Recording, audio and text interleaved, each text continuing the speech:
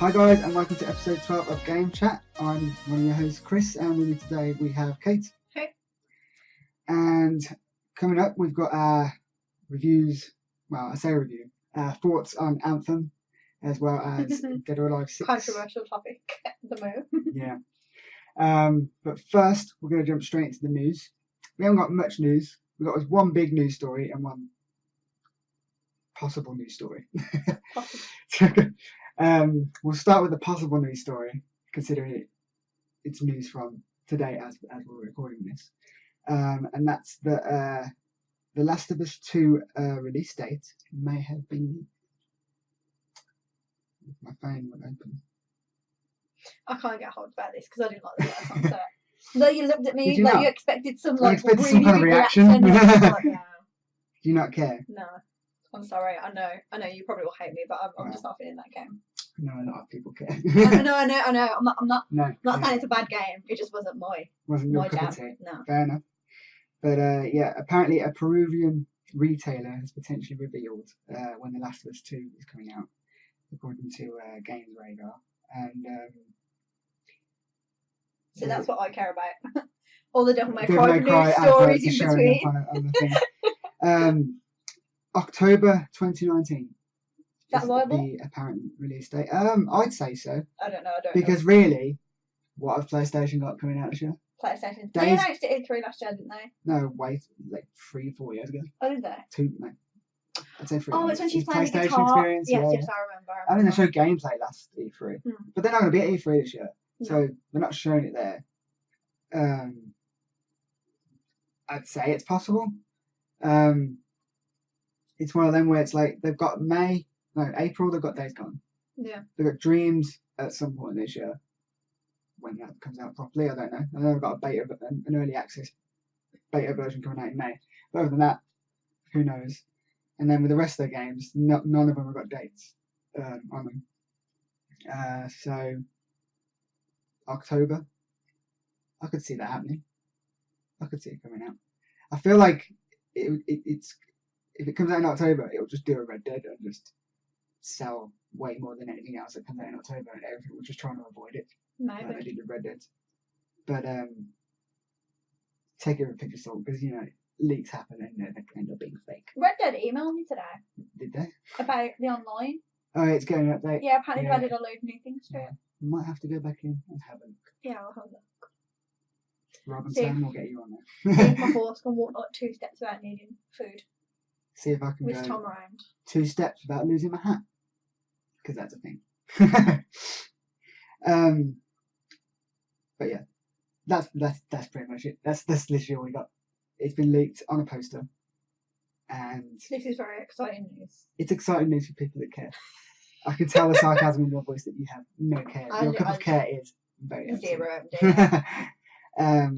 Like, you're looking at me like you're expecting some like amazing response. Like, I'm the wrong person to have here for this.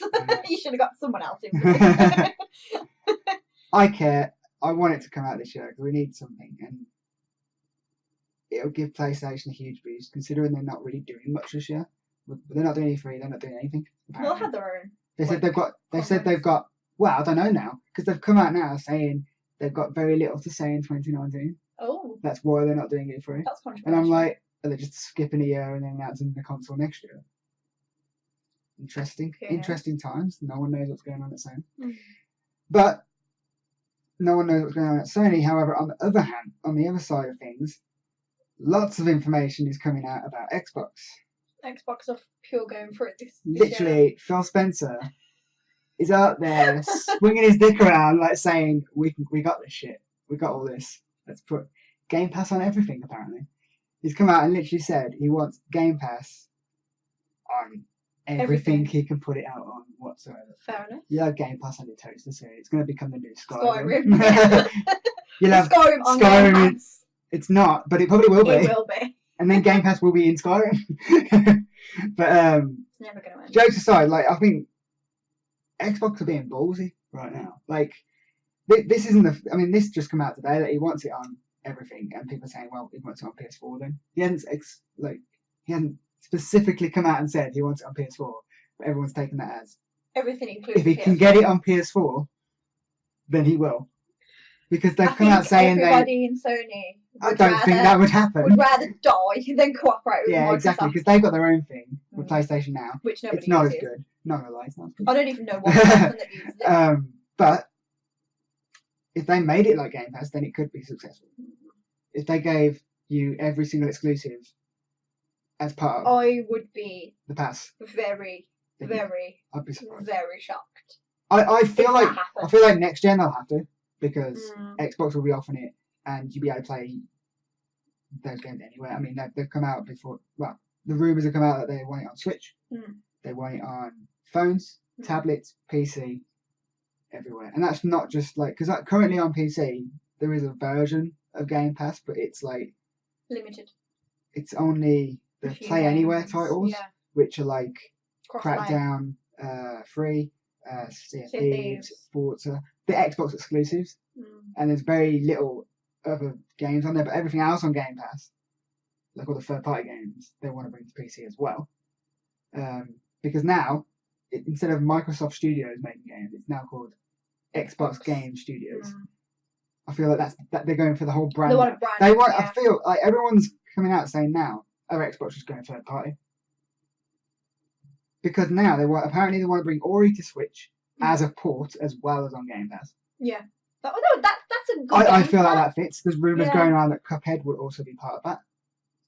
Oh my god. And now I'd Cuphead on crush Switch. my Switch. I with feel my like a lot of hands. Switches are going to get broken. But That's not a good combo. I feel like it works well. It would work well on Switch, but everyone's going to just yeah, smash the those Switch. Joy-Cons are not.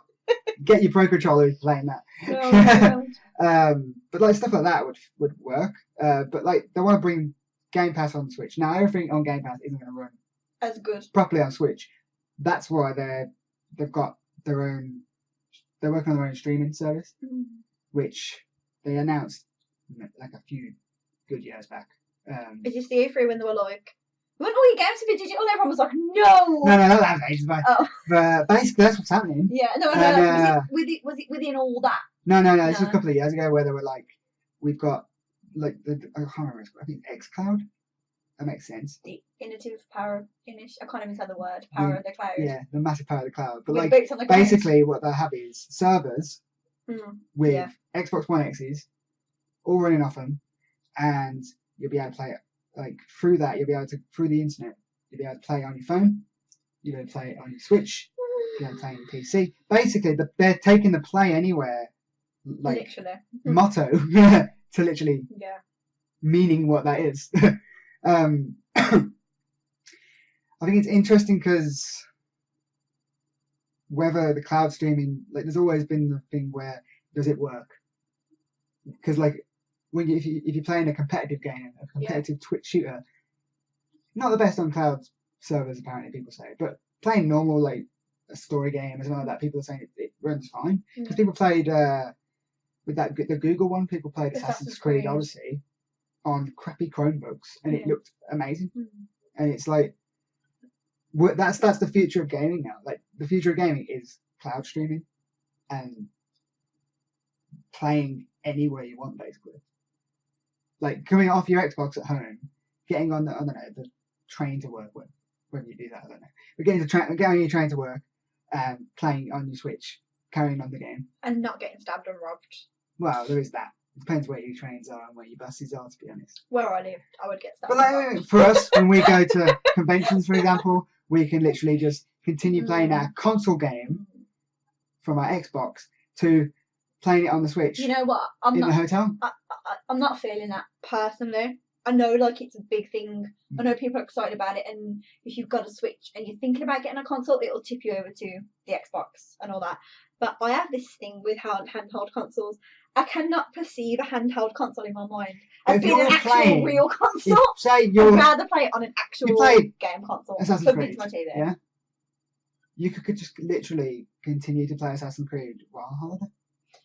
No, you go on holiday to be on holiday. That's different. No, because where am I going to get the Wi-Fi from to play on the Switch? That's the worry about cloud streaming. Like where am I going to? You're going to? Do you think I'm going to pay Nintendo? Because I'm not. No, I feel like eventually I'm you not. can tether to your phone. I could tether to my phone, but then I'll use all Because my most people internet these on my phone. days they have unlimited internet on their phone. most people. It's just a lot of effort for me. I mean, I feel like it's not quite there yet. Like eventually in the future when we've got 5G and you'd be able to get wireless for free anywhere. Why don't they just put a like a port in the Switch that you could put? I feel like there's a phone card with internet on. but I feel like there's a new Switch coming that has that now. If they do this, Mm. the rumors are the original rumor was that Xbox was going to announce Xbox Live with achievements and all that coming to Switch, and they're going to announce it at GDC in March, which is now. At some point, I think it's the 16th or something like that. I could be wrong though. But either way, they're going to announce it at GDC. They've got like a whole panel on it. Okay. But people are saying with that, they're just going to announce the Game Pass, and they're going to Nintendo games are going to use the trophies, the achievement system through Xbox, so they don't have to make their own. Fair enough. And I feel like this is a good combination because Nintendo can't do online. They're shown to be shit at it, to be honest. Like every time I try to play anything online on the Switch, you always get lag and it's not very good. But the user interface isn't very good and all that, especially on Smash Bros.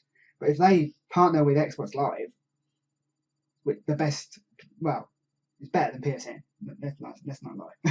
Xbox doesn't get hacked every Christmas, does it? Exactly. Let's be real. Like they partner with that. I feel like the combination, they're helping each other at the end of the day. That's like, remember, like a good few, like going back because I'm old. Remember when Microsoft wanted to make the Xbox Boy, whatever it was going to be a handheld, and they just couldn't do it because there was disagreements. Blah blah blah. They just give up and they're like, well, we'll just go over to Nintendo. Like that's not like why waste your time trying to do something that someone else has already perfected when you could just partner. I mean, they've already got the good relationship. I mean, they've got Minecraft on the Switch, and you can crossplay with the Switch on several games now. With an Xbox, not necessarily a PS4. You know what I mean? I feel like they've got that relationship going. The tea's hot there, isn't it? Yeah. But you know, if this happens and they get Game Pass on the Switch, and then Sony are like, they fix their PlayStation now, and they think, you know what, let's put that on the Switch. Who wins overall? The Switch, because the Switch can play everything then, basically. Even if they can't perfect the cloud streaming, whatever, if you only own a Switch, they could do a version of Game Pass that's just basically games that would run on the Switch, like a cheaper version. No, but like would you if you only had a Switch and you could only play games on the level of Ori and the Blind Forest, would you want to pay as much as people who can play AAA games on their Xbox One? You wouldn't want to pay as much because you're not getting the same service. Fair. But I feel like it will work because if it works. Oh yeah, if they can do it. If it works with Assassin's Creed Odyssey. That was Google, though, wasn't it? Yeah, but I feel like it's Google can play the technology. Microsoft are not far behind. If not, they've been doing it longer. Maybe. They could be ahead. Google also has something at GTC where they're announcing something. Google are. I feel like they're announcing their new console, and they're being very shady. Which comes with the streaming service. So I reckon they'll be first out the gate with it, unless they literally announce that Game Pass is on there straight away. What is this? GTC. Yeah, what is that? Their gaming development. Oh, okay. I was gonna say, are you sure it's not like another £1,000 phone from Google that can play games on? It's like a gaming development conference. Technically, like if you play games on a phone, you know, I wouldn't put it past Google to be like, here's a Pixel 1000. No, like you could play Assassin's Creed Odyssey on your phone. You never know. But either way, I think who would do that though? But you could. It's having that. No, I wouldn't necessarily do that. I'd play on my Switch. That Jurassic Park quote. They didn't think whether. If they could, they didn't think they should. Who's going to sit there playing a beautiful game like Assassin's Creed Odyssey on your phone like that? It's fair enough, but you know what? You got the option. You could just do. I've got lots of options, but that doesn't mean I take But like the option, I like to have the option there, and I think that's cool. Yeah, it's not going to look bad. It's not my bag. It's not going to look bad because it's running off an Xbox One X. I played something simple on it on the Switch. Oh yeah, like Ori or something. I wouldn't play a game that was made for consoles. Yeah. But like I'll play it on the Switch because the Switch is a console at the end of the day. It plays the same. Yeah, I know it is, but and it's going to look the same. My brain can't accept that it is. You will though, because it will look the same. Mostly, apart from obviously the lag on the streaming sometimes, but like it'll look the same because it's running off an Xbox One X. That's the mental shit about this. I don't know. But I think it's crazy that Xbox is just like, you know what, fuck it, let's put Game Pass and everything. Some people are worried that like what the Nintendo get out of this, and I'm like, what do they lose? What they lose, yeah. Like they have it. I mean, the only thing is, like on Game Pass currently is Doom. Nintendo Switch have a port of Doom. I feel like will that sell now if they bring this? You know what I mean? But Nintendo must be getting a cut of the profits from Microsoft. Yeah. So a cut of ongoing profits is better than a cut of a So game. I feel like does that harm Bethesda though? In the I sales don't of the no, I know, but like you got to think about it. Surely there's going to be Bethesda deals can't get enough cut money somewhere. to make another port of Skyrim then. So You've got to keep the Fallout 76 servers going for those 5 I people. was just saying they've got to keep because they banned that one guy that was actually Oh, playing they it. did, yeah. So you know, I don't know. jokes. I like Bethesda sometimes when they're not doing multiplayer games. But we don't need more Skyrim. No. We just don't. well, we we don't do. We need need it. newer Outscrolls. That's coming. That's coming in like 20 That's years. fine. From the cloud. I just think it's cool. I think it's a cool idea, and I'll be happy to see it. It'd be mental. Like what we're at that like pivotal point in the gaming like ecosphere where it's just gonna change. Yeah. From now, like we're at that point where it's not about the Competition consoles anymore. Yeah. It's not about which console can be better. It's who's getting the services, and that's what Xbox is saying. They want to concentrate. They want to concentrate on selling software and services. They don't necessarily give a shit about the hardware anymore because that's not where the money's at. Yeah. The money's at the subscription-based model where they're guaranteed to get money every month. Because most people just forget they have it most of the time, like me. Like I don't normally, I do play quite a lot of games in there, but I'm not playing it every month. I don't cancel it in between because that's effort to do. I played a lot of games on Game Pass that I wouldn't have necessarily played if I didn't have. Oh, 100%. And I really like backwards compatibility. Yeah.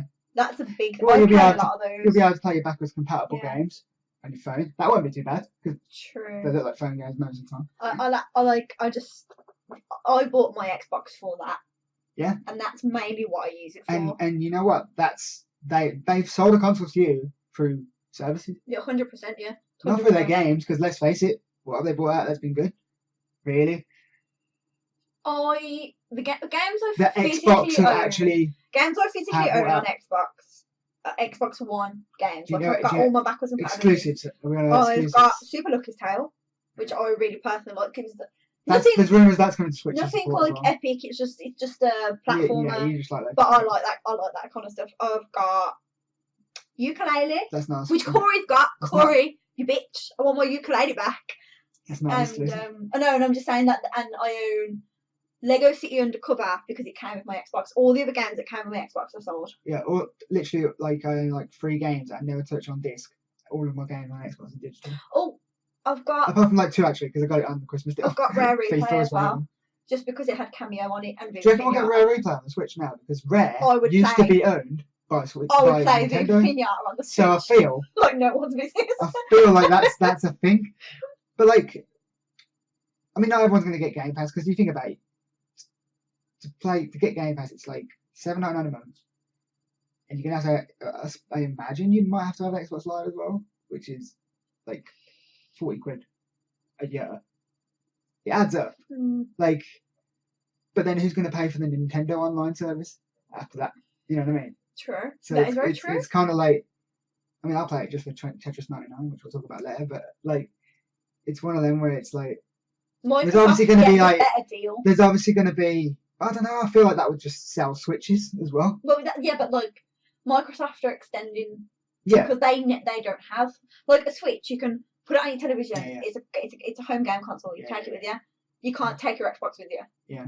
So Nintendo, like Microsoft, are gaining more in that respect. Oh yeah. Whereas, like you say, like, are you going to pay for Xbox Live? And this, like, I mean, I don't know. I very, very rarely use my Switch. It's a shame, really. I It's a really great enjoyed it when I got I it, love my Switch. and I'm just, I don't know. I don't really play it. I don't really feel the need to play it. No. Like, I'll buy a new game. I'll complete the Even game. if you get like a and a first party Nintendo game, would you play it then? Because you can't play that anywhere else. Yeah, look, if it's a game I'm interested in.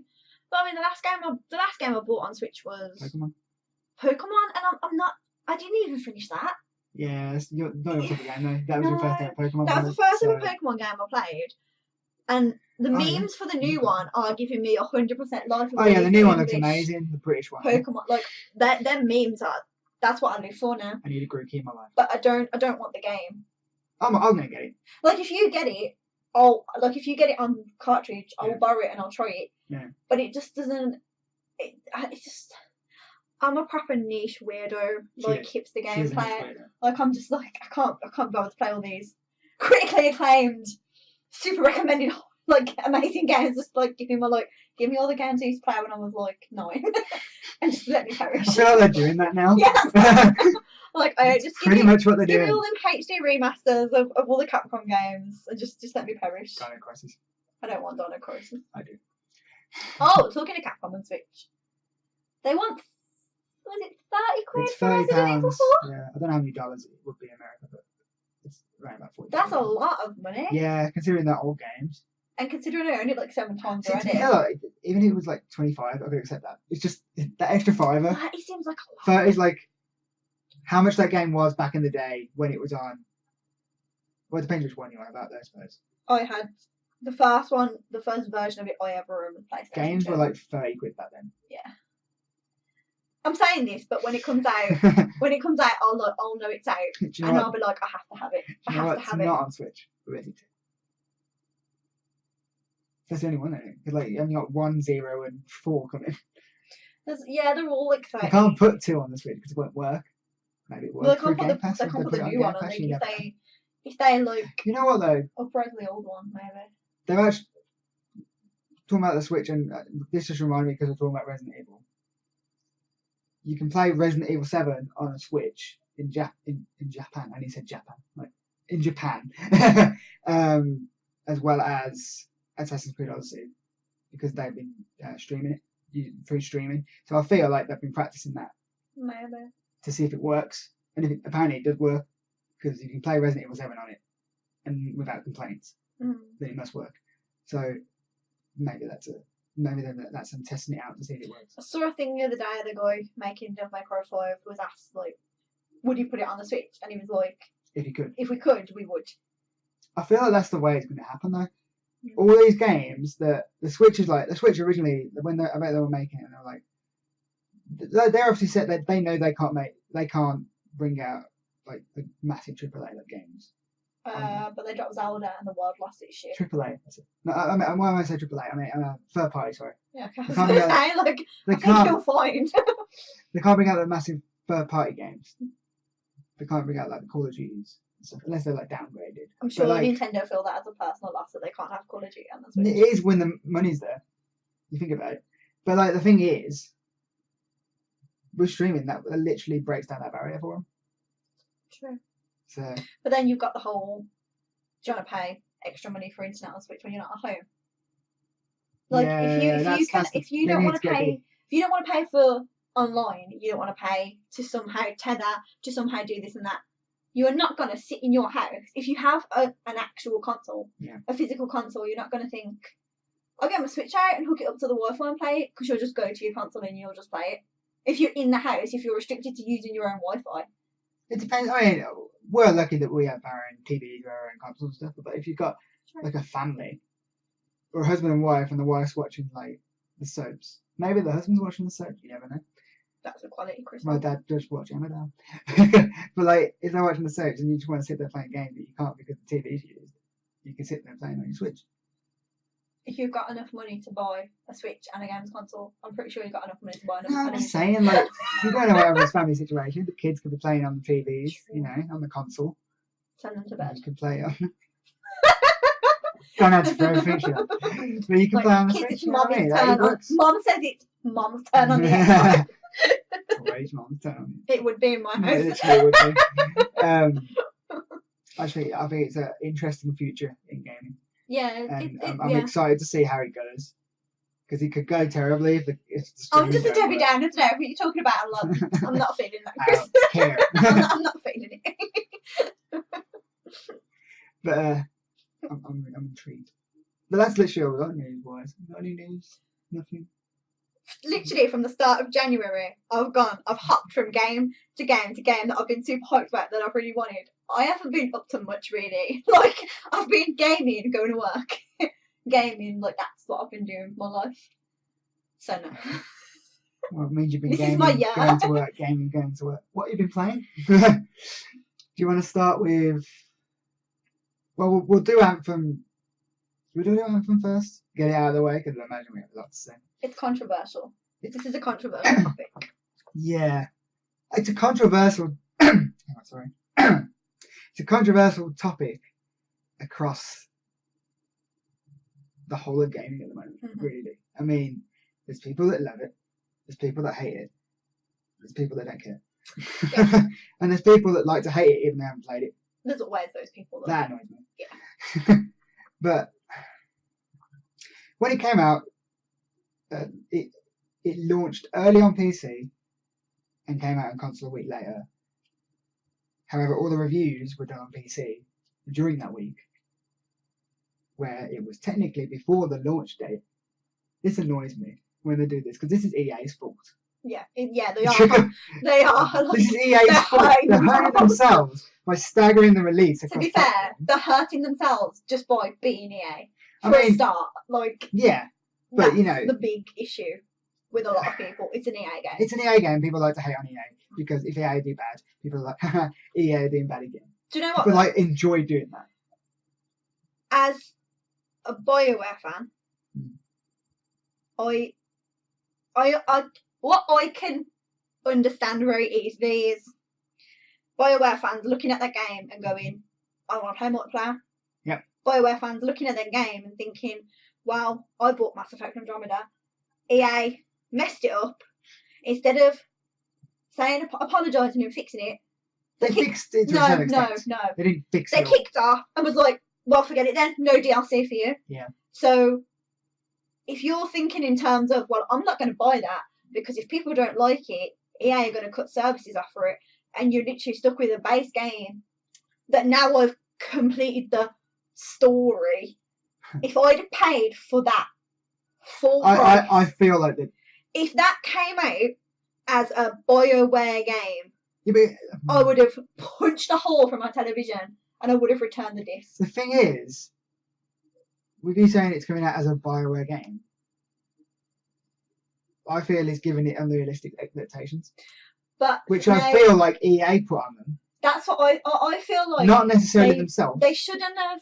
The way my view on how I saw this game being marketed was it's BioWare story mixed with multiplayer.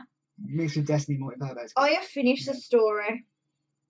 There was one thing that happened in the story that shook me to the core.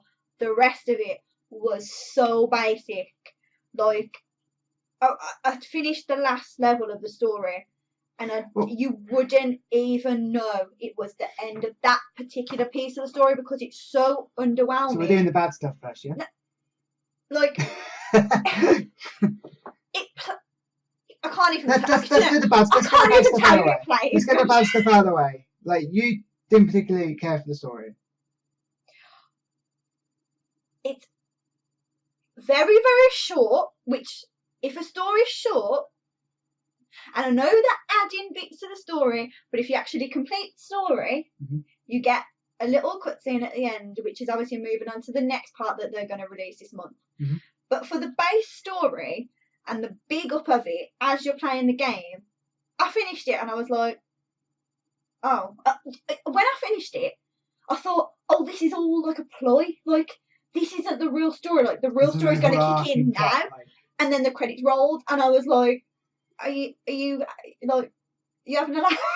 At the risk of sounding like a British Pokemon meme, you what, mate? And like, the credits roll, and I was just sitting there, and I was like, BioWare wrote this story, and I was so upset on their behalf because they can do so much better. I think you can see well, I haven't got to that last mission. I haven't finished the story. I'm quite close to the end. You've seen it, yeah? Idiot-ish, yeah.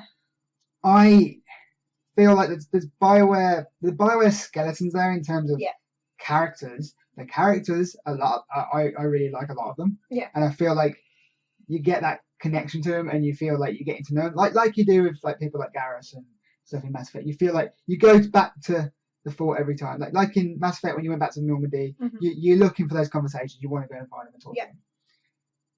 But a lot of people are complaining about that.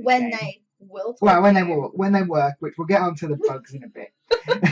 I feel like a lot of people complaining about this game, saying, "I don't want to go back to the hub after every mission and talk to everyone." But you do that. But I feel like you do that in all BioWare games, essentially. that is where I feel like the issue of this game lies. Where there's people coming from the Destiny side, which mainly is me as well, because I'm more of a Destiny fan than I am. I like Mass Effect and like Dragon Age. I really like them, and I think they're great games. But I'm more of that type of player, whereas you're the opposite side. Yeah. And we're coming from this from both angles, which is why we got. I never expected anything as intricate. No. Like when they come out at the start and they were like, "There's no romances." There's no romances, which means, and there's no conversation wheel. It's literally two options. Two choices. So the depth isn't going to be there. Mm-hmm. But like, but did you expect it with this type of game? I didn't expect all the because if you're a BioWare fan, by removing romances, removing the conversation wheel, a lot of the chunk of the game that you like Dragon Age, blah, blah, that's not going to be that. I didn't expect it to be there just from them saying that. But at the end of the day, no matter who's writing it, to me, a bad story is a bad story, and it was. Is it forgettable? Yeah. Look, we're playing this game. Some beats that we're playing this game, and it's like, what are we even doing? Like, what's the story of this? And you finish it. Is that an issue with the storytelling? You're not really none the wiser. Is that an issue with the storytelling, or with how the game is played with mates in the lobby and stuff, so you're not hearing stuff? No, I think it's is it more of it's a very sort of like, it's hard to explain without, I don't want to give spoilers because I know people are probably still trying to play it because it doesn't work. Well, I'm stuck on one mission because it's broken. And it's just like they big it up and they're like, oh, this thing, oh my god, this thing, and then the bad guy comes in and he's a bad bitch in the first cutscene you see him, you're like, oh, this is going to be sick, and then you do the last level and it finishes and they're like, cool mate, cool beans, let's go home, and you're like, but what actually happened? Yeah. Like, it was along the same lines as the end of Dragon Age Inquisition, where Corypheus just knocks on your door and it's like, 1v1 me, mate. Spoilers. Dragon Age Inquisition has been out for that long. No, you haven't played I haven't finished it yet. That is your issue. Like, it's that level of, like, we've done all of this just for that. See, you're coming from the spectrum of comparing it to Mass Effect and the Dragon Age. No, it's not even that. It's just. Whereas story-wise, I'm comparing it to Destiny and Division, which I feel like is more. Destiny's an awful story. This is what I'm saying. Like, I feel like these are more fair stories to compare it to because of the type of game it is. And yes, Destiny's story is awful. Destiny 2 was a hell of a lot better. It was very good. Like, I felt epic doing that, and I feel like they learned from Destiny 1's story. Now this, Anthem, believe it or not, has been in development longer than Destiny. I would never original have guessed. Destiny. I actually would never have guessed. Like, this started development before Destiny 1 started development. What have they all been doing there? Fixing I know what they've been doing. Fixing the bloody Frostbite engine so it works with the game. EA, sort that out, please. That's a separate issue in itself, though. Which could have a whole topic where it just ruins every EA game ever. Really good at weather, really bad at anything else. RPG elements. Really bad at RPG, really good at shooters like Battlefield, which is made for, but you shouldn't force it on every other game that it's not made for, and they have to build the systems on top of the engine. The gameplay. Adds time to The gameplay of Anthem is so good. Yeah, we'll go on to gameplay. I really enjoy it. Yes. You feel like I've never played a game where you feel like any more of a badass. fucking badass. The game it's very good at, like, even from the first mission you do, it's very good at making you feel like an absolute badass without making you feel OP. Yeah. Like you do feel you can die. Yeah. But if you're going to die, you feel like you're going to have a badass death. The way it's like executed and all the different javelins and stuff and all the the customization you could do. That part of it is so good. Yeah. Like, I'm a Colossus. Colossus are the master races. Big chunky boys. I love being a Colossus. This is like how much pride I take in being a hunter in Destiny. Yeah. Like, I've got all the hunter merch. Like, I've even got a ghost with a hunter logo. So many snapback caps. That's my so many. Like, forget your star sign. Tell me what you are in Destiny. I love being a Colossus. I love that aspect. The gameplay is so good. free play is not boring at all. No, there's a Me lot and of stuff to Nathan do. go around farming minerals for like 4 hours, and it still doesn't get boring. Yeah. The loot drops so much better than Destiny. See, I don't know. See, the loot. See, in Destiny, you're getting different weapons that felt very different. Now I feel like with this game, it's not so much about the weapons, it's about the powers you have, and the javelin and the flight and all that put together. The weapons are just an extra. Yeah. But I feel like the only loot you get is weapons. You get like I suppose you get better grenades, but there's only so many. I suppose you got. Well, you do because you're a ranger. I get grenades, but like, I'm disappointed that you don't get like armor pieces and stuff like you did in Destiny. Because that's really weird. I expected you to be able to, like, I thought there would be a seller constantly that would have different armor pieces, but it's all done with. Do you know what's frustrating though? They did a stream like a good couple of months back, but it was called like the what's the word? You keep everyone in suspense. I can't think of the word now. Basically, the stream about the customization stream, like what you could wear, what you could do, what you could customize and stuff. I can't think of the word I had in my head. But the aesthetics of what you could like and all that, and they had so many different helmets, so many different like leg pieces, armor pieces, everything. So many different emotes, like literally, like hundreds. Where the fuck are they? I think there's the whole. It's getting people to go back. So like I think it's every 3 days the store changes. Obviously there's 4 different types of javelin so far. Yeah, I had fuck all from mine. So you have to wait. You have to wait till your class comes up. Blah blah blah. You got like weekly alliance. I really like that. I think that's a very clever idea. So the weekly alliance is basically all the people on your friends list who play this game. There's an alliance tier, and it goes from 1 to 10. And the higher you are, the more money you kind of put in the pot. Yeah. And at the end of the week, you and all your friends get this money. Good when you've got a lot of friends who play the game, which we do. Yeah. That's really good. I think. Do you know what? Like the multiplayer aspect of it. The Destiny side of the game they've mastered, apart from glitches and the loot not being. See, I didn't really have a problem with the loot. I did up to a point. My issue with this game is I was really enjoying it at the start, and what happened to me was I just hit snag after snag after snag after snag, and then I didn't enjoy the story, and it proper put me off of this game. Like I don't want to play it on my own anymore. Like when you guys are on, I'll come and join you, but I don't feel the need to play it on my own anymore because there's nothing to do. There is like end game content, but it's stupid great stuff. It's like do 100 strongholds or something, like 100 world events. It's like I'm not gonna go out and sit there and do 100 world events. It's grinding, and that's what I expect. A certain level of grind in this kind of game. No, that's what I'm saying. Like when you guys were on, I'll go and do it with you. Yeah. But I'm not gonna sit there when none of you guys are on and just. I never liked doing stuff like that in Destiny. I mean, you did the bloody loot cave, but you know that was. But I was gaining from that. Like, there's a lot of bugs. So the main bug that people have constantly is just getting disconnected, which I didn't mind at the start, but when it started disconnecting I expected it. You know what? We didn't get any of that launch day, which was very weird. And then all of a sudden, we're getting fuckloads of it. And you can't you can't stay in a mission. No. So that's really annoying. I've got issues with the loading in. You know what? It's not all the time. No. Like it's no, I wouldn't even say it's most of the time. It's just a lot more than you would expect from your average game.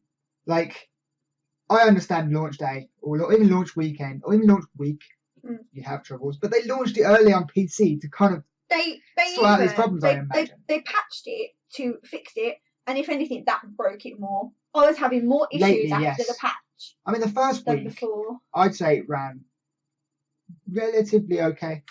Like. They did the day one patch. And it cut the loading even though technically on PC that was a week later. They did cut the loading times down. But like they cut the loading times but they are by still ridiculous even more than half apparently. Like they were really bad when they first came out. That's what I feel like. You look at the Metacritic of this game and it's at 60.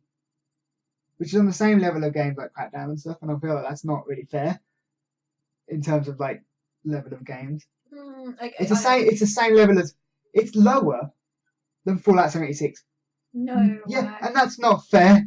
No, it's in not my bad. opinion. Because that's not. I feel like. Do you know what it is though? It's frustration because that Yeah, thing's I get happened it. to me. But the thing is, Like, the reviews came out. I just can't do anything on it anymore because Yeah. it's so broken. I can't talk to people, so I can't gain new quests. I keep getting kicked out. I don't appreciate being loaded into a story mission so late that by the time I load in, half the That's a problem. conversation is gone. That is Like, what am I big doing? problem is they need to sort that out. The square button breaks all the time, so you Oh, can't yeah, you revive, can't revive your anyone. teammates. Or, Sometimes you can't like, complete do, any missions because you've got to pick stuff up Yeah. with square. If you got to pick stuff up with square, you can't do anything. And it's like I understand it's a new game. I understand it's a live game, blah blah blah. But this is unacceptable. So unacceptable that it's Sony are offering unacceptable. refunds to people because the game is so No, broken. Sony are offering refunds because this is the worst bit about it. I have never played a game that has turned my PS4 off. That's happened to me as well. Multiple times. Yeah. I've had maybe a game do it once. I think it was FIFA.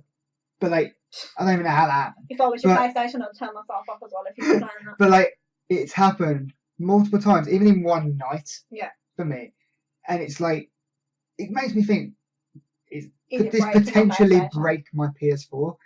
No game's worth that No. because I can play more than one game on it, and at the end of the day, if one game's going to break it, I'm not going to play that game. I am currently playing at the moment because I haven't done it in a while. But like, people are saying it's breaking PS4s. It's coming. I go on the Reddit and there's like 4 or 5 posts on there saying my PS4 is also broke. My PS4 is also broke, and I'm like, that's why Sony are offering refunds. But like, they're not fixing the PS4s apparently. They're saying they can't do anything. It's not anything to do with them. But like, Yeah. people are ringing up EA saying, "What the fuck, man?" Well, yeah. But like, I feel like this is the case of EA, and I feel like it's easy to blame EA. It's very easy to blame EA. It's not. Do you know what? For EA, for BioWare to produce something like this, you know EA has been on the back forcing them to get it out because BioWare don't make bad 100%. games. I feel And like Vita doesn't count because it wasn't proper BioWare. At some point, I can like accept certain issues with the style of game, like in terms of like them having issues with servers and all that. I can get that because they've never done that before. They've never had this kind of game. They've never had to run it. It's a game that is constantly, at the end of the day, it's on for them constantly. Yeah. Everything's going wrong. They fix one thing, it causes another problem. They're going to have those problems coming out the gate, and I understand that. What I don't get is basically this game is a skeleton of a game that I feel like if they had a couple more months, or even maybe even a year, it could have been come out of the gate an amazing game. And I feel like EA have in the mind of it'll come out, might not be the best, but it'll get better. Yeah. And I honestly think it will. It will. Because but will EA, it though? I feel EA have a lot riding on this. But if EA do like kick off again and just be like, well, forget all you guys. They'd be stupid too. They would, but when EA has made a lot of stupid decisions that people didn't think they would do. And then they lost so much money because of it last year. And I feel like they need to stick by this and show the gamers that they can actually stick by a game and make it better for the people. I mean, give us a year. I mean, we've how many times has this happened with a live service game? Yeah. Destiny was shite when it first came. I say it wasn't shite, but like it wasn't as broken as this. But like it was on the level of this in terms of it wasn't the story weren't great. No. It had barely any content. But you know what? It's the same sort of issues that Destiny 1 had that Anthem's having now. As well as same with Division. And it's like Division though. Division wasn't broken. It was. It was at launch. Oh, I don't remember it being broken. Because we played it on a platform that didn't have it. True. we didn't have those issues mostly. Like PC was generally fine for Division, but on console it was a nightmare apparently. Oh. But that also had a lack of content. The good thing about Anthem is they've got content coming literally right around the corner. Yeah. Like they've got a piece of new story content as well every month. That they desperately need.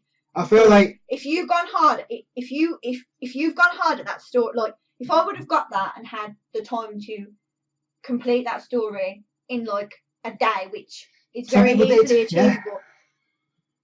By the time this new content, but I would not want to play this game. Thing is, though, Kate, I would not be interested. do not expect something amazingly better.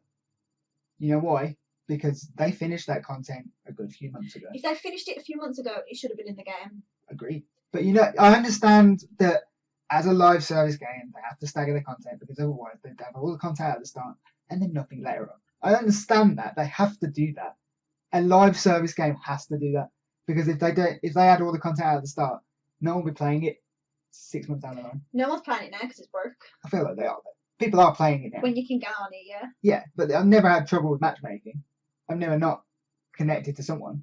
You know what I mean? Someone's on there all the time. At least people are playing the game. I feel like, yeah, people are getting put off by the bugs. People are getting put off by Mama. expecting one type of game when it's not. Yeah. Whether it be from the Destiny side or from the Mass Effect, Bioware, Dragon Age side of things. Like, I feel like they're trying to mix those two types of games together, and I feel like it doesn't work a lot of the times. They've done the multiplayer side is verging on perfect. It's not perfect. It's is very though. Good. It's like good. Like there's a few little things that need adding. Like a mini map would be good, map markers would be good, but like the actual game little quality of life changes they need to make that like just make things easier. When you're in a squad and you're all wrecking, like it plays. It's fun. Really well. Yeah. The flying's really good too. They've got the skeleton of a good game. It's just they need to build on it quickly. The story needs to up its game. I'm not asking for like a 50-hour story, but I'm asking for a story that wasn't so basic. It was it was your average sci-fi story. It wasn't. It was your basic sci-fi. Well, I think it was I mean, it's the same story, really, to its bare bones. And I can't really say it's spoilers. It's the same story of a similar game. That's all I'm going to say in terms of its bare bones. When you think about the general steps of the story and the bad guy, you know what game I'm on. I don't. You do. You're giving me the look like I can't say it because if it's basically the same story, then I can't say it because it's type it on your phone because I want to know. Tap it on your phone. Hang on. Is this a game I've played? Yes. And we already had this discussion. You don't need to. It's the same story. It is very, very similar, yeah. Thank you. But you know what? That was a good. It was done better that time, the original time. Which, well, at the end of the day, no one's going to know what we're talking about right now, unless you played said game and you know which one. It was Guess in the comments. It was very vanilla. It was very vanilla, and the end level was so underwhelming. And I felt like at the end, things that you expected to get tied up didn't really get tied up, and maybe they're going to tie them up further along the line. Yeah. But that was a disappointing experience for me. Like, I finished the story and I was like, you know, the worst thing, you were enjoying the story up to the end. Right. Yeah, I was. That's the best bit about it. I was thinking like, oh, this is going to happen and this is going to happen. And is it a Mass Effect 3 situation? No. In terms of like, you were really enjoying that game until you got to the end of the story. It wasn't even like. I got to the end it struck again. and the story, and it was like, is that it? Like, you go to the place you've been saying you're going to go for the whole game, you fight the bad guy, and it's just over. Yeah. Like, certain things don't get explained. Like, nothing. It's not epic. Like, if you didn't know that was the last mission, you wouldn't even think it was the last mission. Like I say, I thought this was all a ploy, and the real story was going to come through, and maybe it is. Maybe it is. Yeah. But to put that out on day one and think that's good, it's not. Yeah. It's not. And the fact that you've got BioWare's name on it, people are subconsciously going to expect a certain level of storytelling. Yeah. And they didn't deliver it. And it doesn't matter who wrote it. Yeah. It doesn't matter what studio published it. To me, a bad story is a bad story.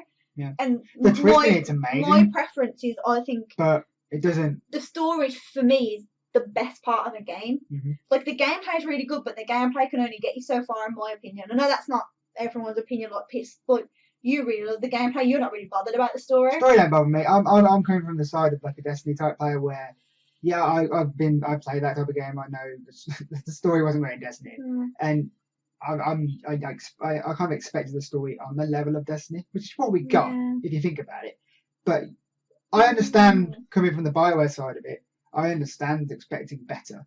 Yeah. And in some ways, I do think it was a lot better than than the types of games that it is like Destiny. It is a better story than Destiny. It's a better story than Division. Not quite Destiny 2. It's not quite better than Destiny 2's story. I don't even remember Division story. That's how bad Division story was. I hope Division 2 is better. I don't remember what happened, dude. There's It's not certain memorable. like I remember getting in a helicopter at the end, so I remember. there's certain other things that I think's a bit lazy and a bit not okay. And again, this is probably. Can I just quickly say while we're on the story? There is certain things I like. Characters, I think the cutscenes are amazing. Like to a certain extent. The facial animations on these people, the majority of them, some of them are a bit iffy, but like the majority, the important ones, great. The voice acting, great, mostly. Yeah. And there's a few famous-ish people in there that if you watch certain shows you'll recognise them straight away. Yeah. Boyle, I love him. I liked his character. Yeah, he was pretty funny. And there's characters in there like you can see the BioWare like DNA in it. Where you, do you know what? I would go as far as to say that I liked pretty much everyone in Anthem character-wise. There's certain characters I don't like for reasons which I won't let go. Like there is certain characters that annoy me, and I wish weren't in the Fort Tarsis, to be honest. I don't know what I can say. You can say the man with the broom, it's okay. No, I like the man. I like the man with the broom. I like the man. I don't know his name. I'm really bad at people's names. That's the only Broom thing. man. They've all, Anthem does have a sweeper bot, but it's a dude. Like I don't like Matthias. I didn't at the start, but I warmed up to him. I like after a certain point. I like. No. After a certain point, I like it. But I don't like, at the start he annoyed me. But the voice acting in it is pretty good, and what I loved in the cutscenes, the lip syncing was great. Like I have a thing about like the amount of games you play and the lip syncing's off. Get a lot of six. Horizon, remember that? Yes. Like that. Unfortunately, I do. That was a whole big thing, wasn't it? And like it was just the side missions that in Horizon the lip syncing was off, and it seemed like they just concentrated on the main missions. But like in this, like the lip syncing's on point, mostly across the whole. There's a lot of humour in the story as well. Yeah, it's pretty fun. And I like the voice actor for your own freelancer. I think that's he and I've heard yours a little bit when you've been playing in the background. Your guy's knocked from Final Fantasy 15. Yeah. I don't know who my one is. I don't think she's been in anything very like prevalent. I think she's from Gone Home. I think she's the main character in that. But I like the. You know what I like having a voice actor? Yeah. Do you remember when we used to have one of those in Destiny? Yeah, I do. I wonder how it's going to go ahead with Anthem. Whether they're going to continue having a voice actor. I would hope so. I like to hope so. Because I feel like a BioWare game, it is. Yeah, I recognise the face right now. Oh, okay. Okay. No, my bad. She's in loads of stuff, it's just nothing I've played. Yeah. I reckon. Forana? It could be anyone though. She's the Raider. Yeah. She's in Final Fantasy 15, but only additional. Uncharted? Oh, okay. Okay, she's just the multiplayer person. She's in a lot of stuff. Pretty sure she's in Gone Home. Like... But I don't know. Maybe not. Yeah. Oh, yeah, Katie from that's literally what all she's known for, mainly. Cool. I do like her voice. Her voice reminds me a lot of Shepard, like that kind of like a bit of authority behind it. Is there any actors from the Mass Effect or Dragon Age series in this? Like that you know of? Not that I'm aware of, no. I feel like there's a lot of actual like B-rated celebrities as opposed to like it's not actual any famous people. You haven't got like a Peter Dinklage in there or anything. You know what I mean? Like Destiny did, and then they couldn't afford them, so they had to get rid of him and replace it with no. Did they not be able to afford him, or was he awful? Oh no, it was awful as well. But like I feel like that cost them a lot of money. It was a waste. It wasn't good. But like the voice, I feel the connection with the characters, like all that adds up, and even the little story. I like going to Fort Tarsis and listening to little stories about the woman who wants to bring little like pets into the place. Now, stuff like that. I think some of those missions are a bit pointless. I wouldn't even call them missions. That's they're not really.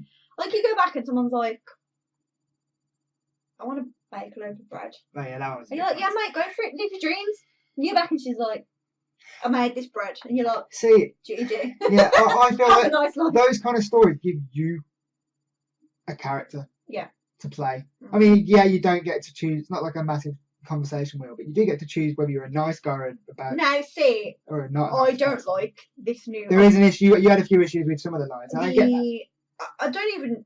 I wouldn't even want to call it like. It doesn't deserve to be called a conversation wheel because it's literally like No.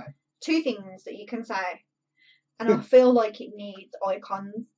How they worked in Dragon Age Inquisition. Yeah, because of misinterpretation of some of like, the lines. Yeah. Something like the guy with the broom said to me, I want safety rails on the Javelin Bay because like This is the riveting conversation he brings. the workers, obviously who don't fly in javelins, it's dangerous for them. And my option was, this is absurd, or is this a joke? So I assumed that this is the joke was the sort of nasty option. This is absurd was the option to say, oh my god, as if these people don't have safety rails. No, I went off on him. Yeah. And See, this is why I think there's it's misinterpretation, because plenty I would have of thought times. this is absurd, saying what he's saying is absurd. See, I would have took it the other way around. But So see, that, I that's why it needs things like that. Like, That's what he's saying. and Yeah. it's a lot of the times things come up and you think it's going to be said in one way and it's really not. And it kind of like, it kills conversations because the characters turn around and like, oh, well, I'm not talking to you anymore. And it kills a There's one guy I conversation. spoke to, I said one thing wrong to him and he never spoke to me since. Was it the guy who was trying to romance Drax?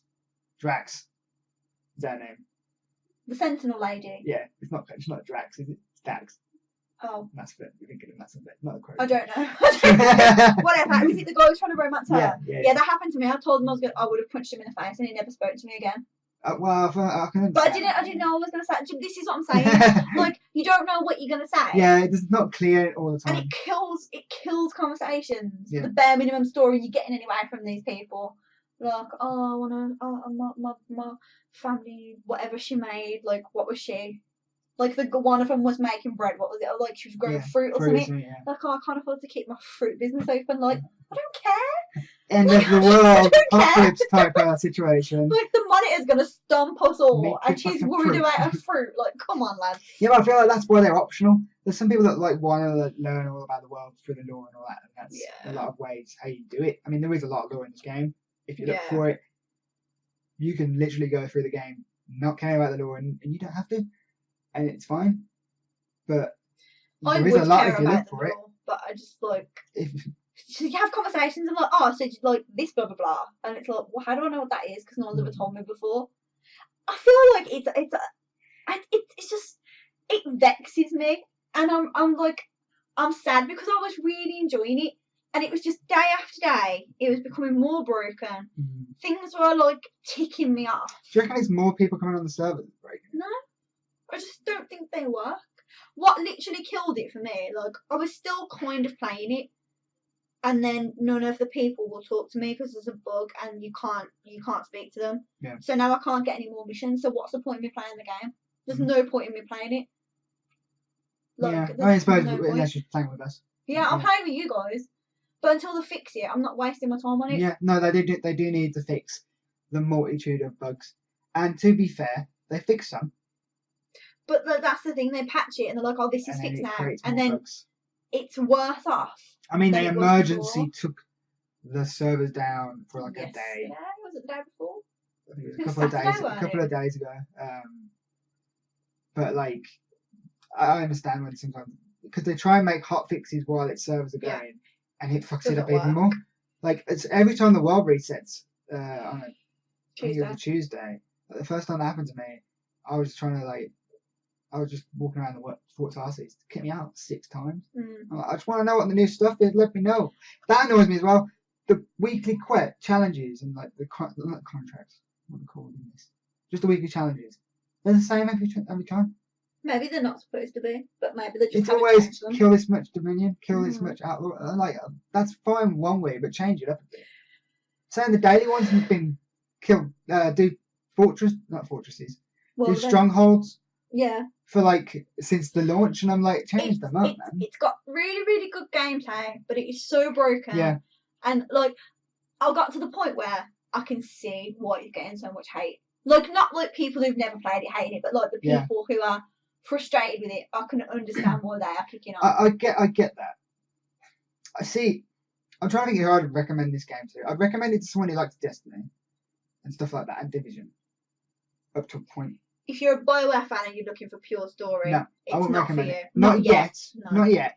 It could be in the future. I wouldn't recommend it. Me and Jamie were playing it the other day, and James. If you like both, yeah, then yeah, because maybe. it's a bit of both. But don't expect too much. But it's not like A grade of both. It's kind of like a C grade of both. You know Jamie said to me, he was like, "This game, if we'd have bought this game a year from now, it would be amazing." Yeah, like Destiny is and Division is. You know what I mean? Right. That's what happens with live service games. I feel like a lot of publishers think it's okay to bring out a live service game when it's not ready because it'll be better later. It will be ready eventually. Yeah. And it's like, well, no, it's not excusable to bring out a game that doesn't work, is broken to shit, and because at the end of the day, it shoots themselves in the foot, it fucks themselves over. Yeah. Because at the end of the day, they put, especially with the whole week early on PC, people reviewed it on PC. Whether it worked on PC, it was a broken mess for the first week, apparently. Like, it's still more than now. But, like, they reviewed it before, a lot of places reviewed it before the launch day patch went in and fixed a lot of the stuff. And I feel like you go on the Metacritic now, and those reviews are still from then. Yeah. And I feel that's a lot of the times unfair to review a live service game at launch. Because there's going to be issues. Mm-hmm. I feel like 6 months down the line, people are going to look at whether they're looking to get into a live service game, they look at the Metacritic for Anthem. It's still going to be 60 because that will not change now, unless people do reviews later on, but it just adds to it. It doesn't take away the old scores. Reviews. And it's like that's the problem with live service games. I don't think they can fit the generic review model of like places. I mean, to be fair to IGN, they delayed theirs until a week after launch because they wanted to see what the game was actually at launch and on consoles. And a few other places did that, but not enough places make that decision. Yeah. And I think basically shareholders at EA are going to look at that score and think, it's not going to sell well. People are going to look at that score and go, I'm not going to buy it. And when it's not as bad as a lot of people are saying. Under all the rubbish, there's a good game really somewhere. Good game there. It's just they've got to refine it. Yeah. Add to it because it does need more content. People are saying online like they would rather them delay the next story update and the cataclysm and all this and that, and just fix the base game first. Yeah, I'd say so. Because they have more stuff is going to break. I know we've sat here for like half an hour and like really gone off on it.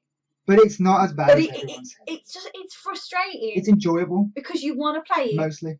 But you just can't play it. I can't. I've got that bug. I can't play. There's no one for me to talk to. There's no quest for me to get. You can play it with us. Jump in and do strongholds and stuff like that. But it's just... And I don't even want to go into the quick play because if I get put into a mission that I can't access right now because no one wants to talk to me? Yeah. And we did that. That happened? Yeah. Because we were playing with Sam, and because he could choose your missions, he chose a mission you couldn't do. Because I thought that might have got you past that point, but it didn't. No, they still won't talk to me. With the people who give you, I don't want to call them companions because they're not companions. They're like quest givers. Characters. Acquaintances. Yeah. They are acquaintances. The people that give you missions, I thought what was a bit cheeky, a bit lackluster was finish the story and went back to the fort and everyone's like, yeah, so you're gonna just do this mission for me? And it's like the only person that acknowledged what I had done was Broom Boy. That's weird. Everybody else that's a glitch was then. Like, it might be maybe. Because obviously, I was at the start of the game, you were mission. saying with this type of game, what happens in the story can't. You're saying you can't affect the hub because. Oh, what I was saying is it was how I viewed this game was. It doesn't really matter what you say to people. It doesn't matter how you put your character across because at the end of the day, they're in this hub. This hub is for you only. No one else. Not in the free play world, not whatever you want to call it, the multiplayer world. So, wearing Mass Effect Dragon Age, you could annoy someone to the point where they'd turn around and be like, I'm leaving, or I'm going to kill you, blah, blah, blah. You could cut yourself off from quest lines because you said the wrong thing, people disapprove. I feel like you do that. That's not going to happen. But it's not going to happen because they're in that story world. They're trapped in there. They've got a story for you. If they've got a mission for you, they're going to talk to you because it's in the game. Like, by removing from a BioWare gamer's point of view, by removing these things, it's like there's not as much consequence to it. I don't have to worry what this person's going to think, what that person's going to think. It doesn't matter because it's so. The only change shallow, to that world can be through the story that's set for everybody. That's what I'm saying. Like, if someone's going to leave you, if someone's going to hate you, it's scripted. There's nothing you can do about it. It's not. Yeah, it's shallow. Yeah. From the BioWare perspective. Side. Maybe not like to people who don't play those kind of games, to people that play Destiny. Like, it's more. Yeah, you're adding more. From my side, like, I mean, I played BioWare. I knew not to expect that because I knew what type of game on the other side of the coin it was. Do you know what? Like, I wasn't even expecting it. Yeah. But it's like you're in that mindset of like, nothing matters. Because matters. When you're having these conversations, it feels like that type of game, but it's not, and you know it's not. But because the characters are written like that, and written well, to be fair, you feel like you're in that world when you're not, and it's like, oh, well, it doesn't make a difference, and it does. You do feel like you're missing something slightly. Even I get that slightly, but I feel like there is more memorable characters in this than there is Destiny. There's like 3 in Destiny that I remember, and that's only because of Destiny 2. I didn't know from Destiny 1, but they're in there.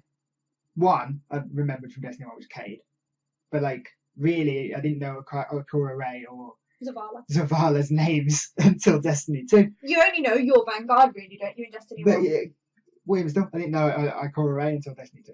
I didn't even know Zavala's name. I knew it was my Vanguard until Destiny 2. So it's one of them. The characters are like they're better. They are well. They are good characters, and I feel like they could go somewhere with the story with these characters because you feel like you're growing with them as a character yourself. Yeah. You get that whole making friends thing, but at the end of the day, that's scripted. Yeah. You're gonna make friends with them because they're gonna keep talking. I'm friends with some characters I don't like. Yeah, that's the thing. Like it's one of them. Like you don't expect it, but you notice it's not there more if that was the game you're used to. Like I wasn't expecting a pure BioWare story. But I notice its absence more, and it bothers me more than I thought it would. Yeah. And they're saying, oh, we could potentially add romance options in. I think if they do add romance options, it will be none of the people who already exist. I feel like they'll make generic. I think they're gonna. I would be very shocked if they do, but people are asking for it, and if they want to make people happy, because then the people will be like, well, when you go into the open world with the 4 players, they'll be like, oh, I'm romancing, for example. I don't know. Owen. Yeah. But I don't think that them characters will be. Give me I can't think characters that's better what I'm than saying. the main 3. I don't think anybody who's already tied into the story, I don't think any of them. I think they'll make fresh characters to Lucky be Jack. romance. Yeah. Okay. For example, Lucky Jack was one of them. And like someone comes out, oh right, it's Lucky Jack, and like, so am I. And that kind of takes it away from it. But why would you talk about that? Because we're fans of BioWare. No, but like your freelancer isn't going to go out into the world and be like killing scars and then be like, oh yeah, by the way, Lucky Jack. If I'm talking with, for example, Jake, and Jake's romance Lucky Jack as well, I feel like that takes away from the game. When it doesn't, because like, feels like Lucky Jack's cheating on me. That's like everyone else out there who romance could, and you stop. Like you can't do that. They're not in the same world as you. But they're not. For example, you're playing with Jake. Jake's character is in your world technically. You all no. You can't think like that because then technically we're all the freelancer and we all go home and have the exact same conversations with people. So what you've just said is weird. I do find that is weird though, like because you're the freelancer, but sometimes you have people in your mission and they are the people in your background, the people in the cutscenes in the background. They're not. They are. They're not. They are now. The last few I've noticed, really? They are actually people that are in your team because someone had this giant, stupidly pink.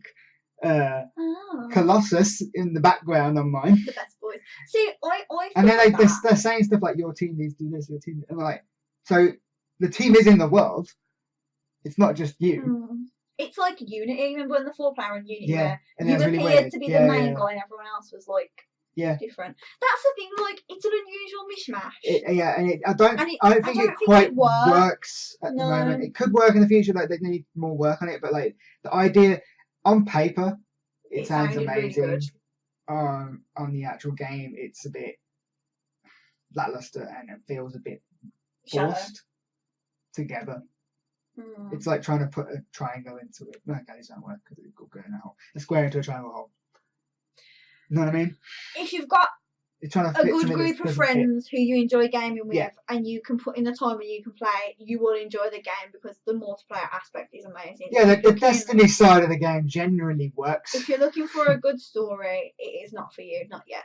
Not yet. If you want to play it on your own, it's not for you. What I would recommend to people playing it is power through the story on your own. Yeah. Then play with mates. Because I did find when we were doing the story together, it's hard to know what's going on when you're chatting in the party at the same time. And I feel like the worst aspect of this game, apart from the broken light, which can get fixed later on, I still feel like it's going to be an issue in the game, is when you finish a mission, going back to Fort Tarsis, you're in a party with your friends. The amount of times that we're all guilty of it. Again, you're done yet? Yeah. Are you done yet? Finishing talk, and you go, I got a few more conversations. Yeah.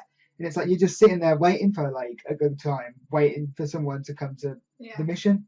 And I feel like it's hard to play through the whole game with 4 people because of that. But now, an argument for this is that from day one, people were saying the conversations are bugged. If you do the next mission, you lose the previous conversation. I don't think that's a thing anymore. But well, can you guarantee it? Can you guarantee now because we've had that similar situation? That's what I'm saying. Like, unless they can 100% guarantee my conversations are stacking, I ain't going nowhere till I've had that conversation. Yeah. The story's basic enough as it is, and I barely know what's going on. And you do I'm not going to miss feel character conversations. when you're going around Fort Tarsis, depending on who you're with, but like obviously, even if you know you're with someone, you feel like kind of you don't have the time to look around Fort Tarsis at your leisure. Yeah. You feel rushed. But there's nothing really there to look at anyway. No, but you feel rushed in your conversations. You feel rushed to just. You don't want to keep your people waiting. You don't want to keep your mates waiting. You don't want to, especially when they've done the mission before and they'll just run it again with you. And they've got to wait for a cutscene. They've got to wait for you to have 5 conversations. There should be an option to launch into free play instead of going back to the Forge or back to the Fort Tarsis. There should be an option to launch back into the mission screen. So if you want to just move on to the next mission, you can, rather than everyone getting out of the javelin. While you wait, there should be an option to launch into free play, so you can knock around. You can knock around while your mate has their conversations. Now, another thing that people are asking for is, instead of having to go back to Fort Tarsis, having to go back to the Forge, why can't there be an option to just go next mission? That's what I just. I know that's what you just said, but like what you mean is like when your mates want to move on from you while they're in the Fort Tarsis, right? That's what you just said. No, I'm just saying, like, instead of having to keep going back, like, just go back to the mission select, right? Like, you know, when you all got ready up, rather than keep going back to Fort Tarsis, because you've got to go back to the fort, get back in your javelin, accept the invite, blah, have blah, 4 loading screens. Like, that's the thing, like, there's a lot of loading screens in this game. You can't just join your friends in free play because it never works. You can launch into free play, and then one of you could go back to the Forge and then for someone whatever else comes reason. into free play. And then you can have private free play, to be fair. Yeah, but you shouldn't need to. But yeah.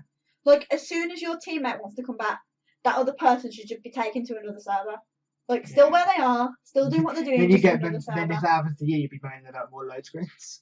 But, you know, if the load screens weren't like 40 yards and I didn't keep getting kicked from the game, I wouldn't mind.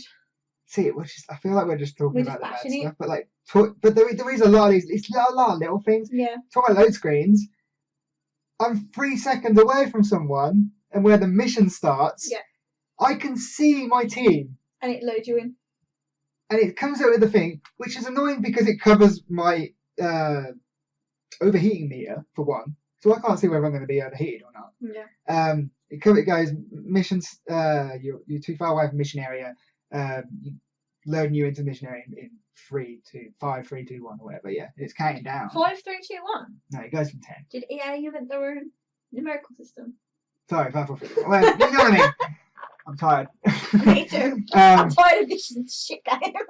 But like, it's counting down, and it's in the way of stuff, and then you go into a lone screen. You can see a teammate. You could literally fight them in 2 seconds, or 3 seconds, and it's just like, no, but the counter's Another gone. frustrating It's thing just, is fuck's sake. when it kicks you out the mission, and it loads you back into the mission, and then it loads you at the start of the mission, and it's like, well, you're out of bounds, like, get back into the mission. Yeah. You go from load screen to load screen to load screen. Loud and load it's like, screen. And the load screens aren't exactly fun. This is this game's problem. It is not broken beyond repair. There's just so much that's wrong with it. It's really frustrating, and it's really easy to put it down and think, I don't want to play this game, because it's become like, I don't enjoy. It's very easy for you to stop enjoying the game because of how broken it is. Yeah, it's not one of those games where I'm like, I never want to play it again, because I do want to play it. Like, we're playing together and you're just like, should we just watch a movie? And then you're like, oh yeah, okay. I'm not thinking, nah, I want to play. I'll come up and do other stuff. Yeah. And then get back to it. I'm not in a rush to get back to it. Like, but with this type of game, I feel it'll be one of those where I'll keep coming back to it. Yeah. When the content's added, stuff like that. Like, I want to see. I'm interested to see what this Cataclysm is in May. I know it's a bit further away, but we have got story missions up to then, and story chapters they're saying. So I feel like they're going to be a decent. There better be like 50 of them, and they better be good. There's one each month so far. It's not one mission, but like it's a chapter. See, like, regular content is a thing. Month is a good thing. Sounds really good, but I want it now. Like, I want the next part of the story now. Yeah. That's what frustrates me about this game is I want to play it. I want to play it. I just can't because it's broken. It's not that it's rubbish and I never want to see it again. Blah blah blah. I want to play it, but I getting that can't. refund from PlayStation just yet. No, it is a shame because the gameplay is we have bashed on it for like however long, but underneath it all, it is a good game if you can forgive it. The gameplay is super fun. That is the best bit about the game. I will stand by that. The teamwork of it, the javelins, and the differences in the javelins. And not one of them feels like the OP one. They all have their own, like, okay, to be fair, one does feel like the weak one, and that's my one. People have said that. A lot of people have said that. I don't feel that weak, but apparently I'm not weak at all because I never die, and all these bitches are lying on the ground like revive me, and I'm just like, let me kill the Titan on my own because I'm the only one doing damage anyway. I thought, I'm not even going to get onto the Titans. Fuck those Titans, but I'm not even going to start that because they're not fun to play. They're not fun to fight. The first time me and Nathan saw a Titan, we were free playing, we saw one and we were like, oh my god, what's that? We killed it. And we were like, that was sick. Yeah, there was a lesser time though, to be fair. And now, every time, like, you walk around and then, like, there's another Titan. Oh, there's another Titan. It's like, there's two. Should we fight it? Nah, fuck it. It's just like. They need a new enemy. Yeah, I think there will be new enemies. Hopefully. Well, I hope it will. Do you reckon there'll be a new open world at any point? I don't think there'll be a new I think there open will world. be in the next year. I think one a year. Do you think they'll extend it to a different terrain? Maybe make it bigger, or just like make a different map. No, I don't think they should make a different map. I think they should make it bigger. Well, I reckon we're going to go to the city soon. The city that everyone keeps name dropping. Begins with an A. Yeah.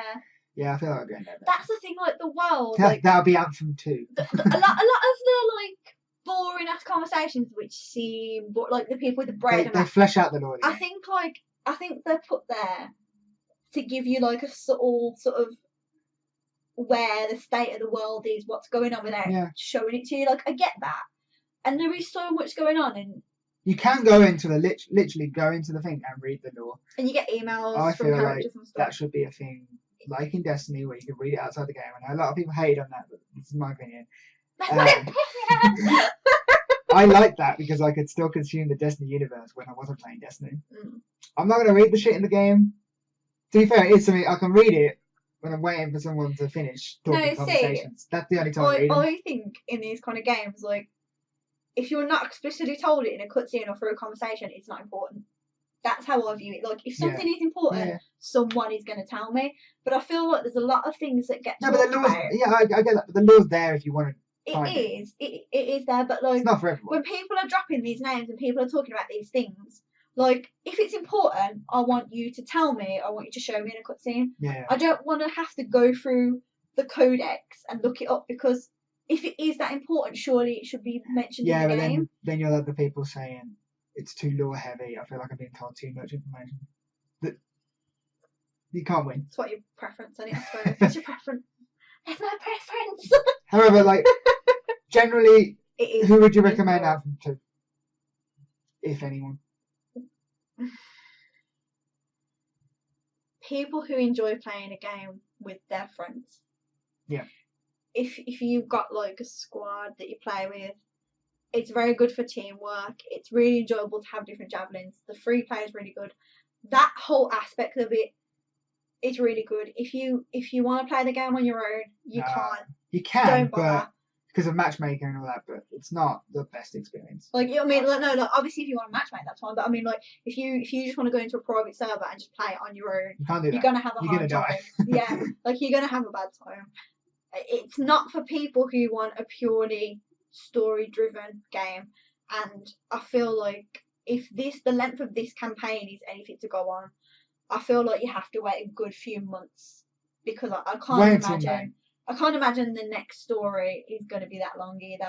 I think they're going to go for short sort of like arcs rather than one giant story. I think there will be an overarching one by the end of the year. We just don't know what it is yet.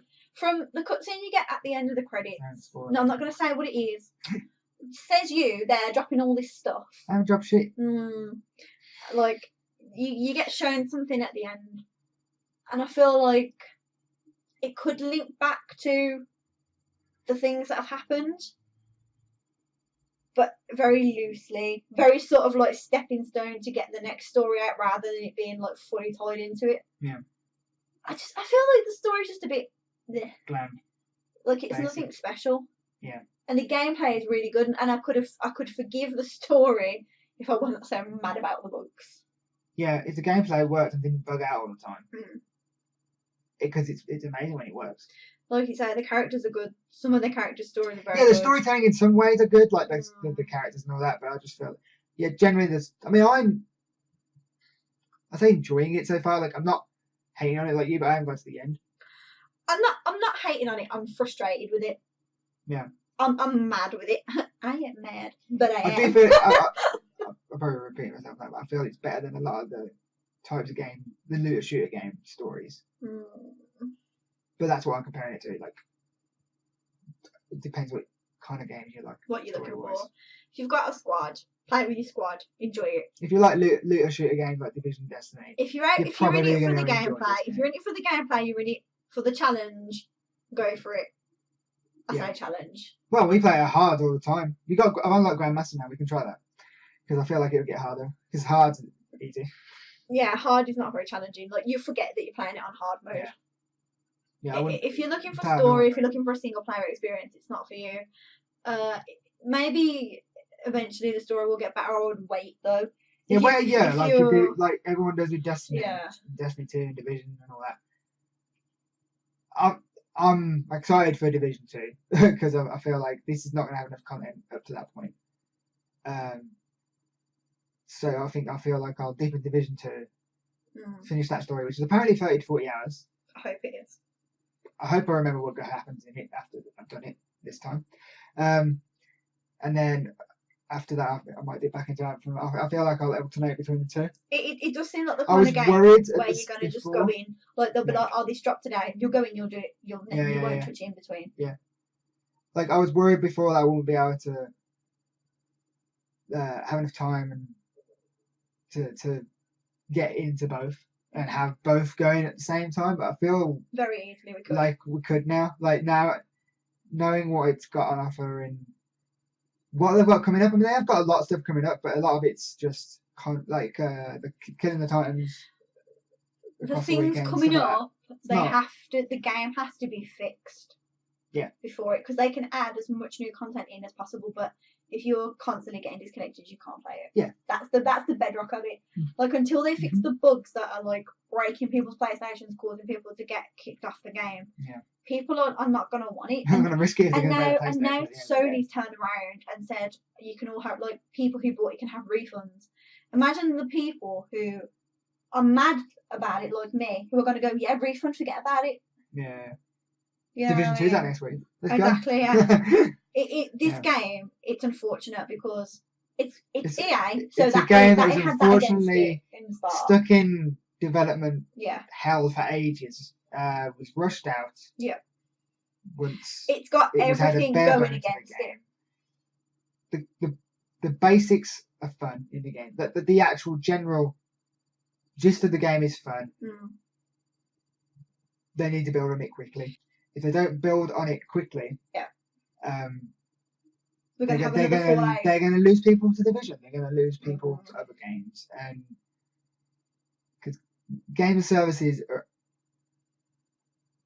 It's a game that you need to keep people interested. You need to keep the peak interest, and if you lose that, try getting people back is hard. Division 1 struggled with it. The Division, apparently, when it got to the end of the Division 1, what they added to the game was amazing, and they had so much content, and they lost 75% of their player base after the first few months, and that's ridiculous. You know what I mean? That's crazy to think that so many people missed out on all this content, and they missed out because they didn't have enough at the start. Yeah. And they didn't add it onto it quickly enough. You need to be reactive with these live service games, like Destiny are apparently doing now. They're going and they want to add some new content every month, as opposed to how Activision were making them do it before, adding it every 3 months. They're free now, aren't they? Yeah, they're free from Activision. Yeah. They're free from the clutches. I feel like BioWare would be amazing if they did that and freed themselves, but I can't see them doing that anytime soon. It's a shame because I worry about a lot of companies under EA's wing. You know what? Let's say one nice thing about it. You know what is absolutely sick? When you all spawn in. When you waited like 20 minutes for your last mate to spawn in, Yeah. and you're all If there, you understand the PS4, you've been waiting. and you get the mission, and like the You get thing, last. like the thing comes up in the distance, and all of you at the same time like jumping out Yeah. and fly off, and it's like It feels so good. The flying in this game is the best thing. And you're like, there's just something about it. Like, you feel so cool.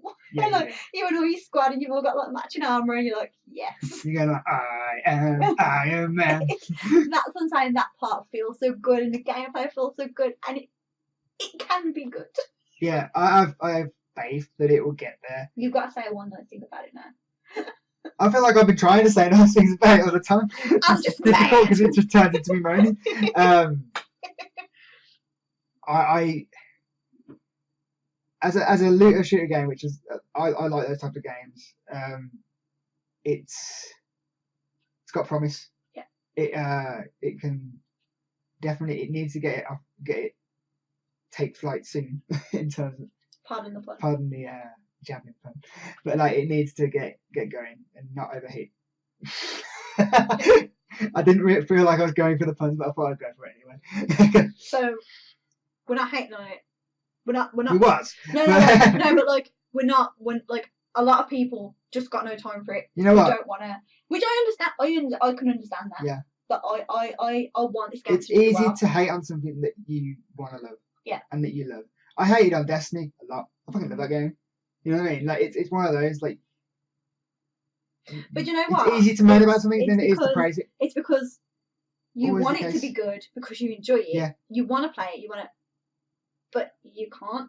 Yeah. Like Destiny with the lack of Yeah. content, this game is broken. I You always want it moaned to at be like good. stuff they changed for Destiny, stuff they messed up and all that, and I'm like, I'm moaning it because I know it could be better, This and I know they could do better. BioWare will fix this, I hope They so. will. I think they will. I honestly think they will. and it's They've just got a 9-month roadmap already laid out. With some stuff they haven't even announced on it yet, but there is stuff there. They're at least committed to the game for 9 months. I feel like in 9 months it will be a very different game. yeah. So And it'll so be a even much if better you're game. not sure about it, Wait just 9 months. Wait 9 months. See what Just see what happens. people are saying. Like, Wait for Anthem. word of mouth. It's not Game of the Year. will It's spread. not going to be that. The Anthem Gold edition. Gold Edition. Yeah. Word of mouth will spread. Yeah. Like when the game gets better, you will know about it because you will hear about it online. You get a lot of reviewers now going Anthem a year down the line. Like they did it with Destiny like 6 months down the line or whatever.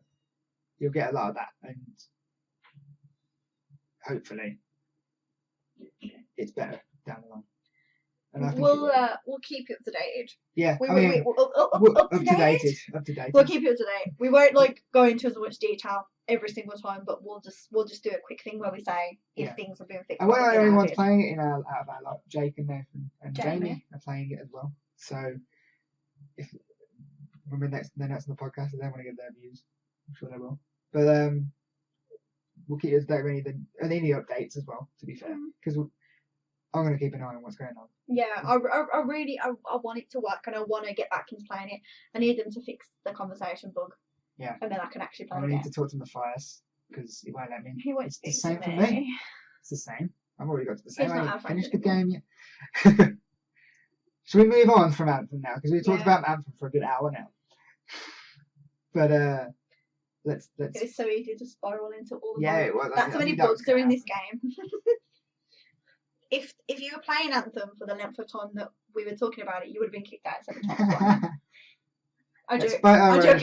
I kid. More about Anthem and move on to a fighting game, Dead or Alive 6. Is that a little segue? Yeah. No, I haven't played it yet. I'm a bit disappointed. Oh no. I'm a bit disappointed. I really love Dead or Alive, and Dead or Alive 5, I think, moved in such a good direction with how they did the story. I really enjoyed the story of Dead or Alive 5. The story of Dead or Alive 6 I completed in under 2 hours. Oh, you finished it? Yeah. Wow. When you left.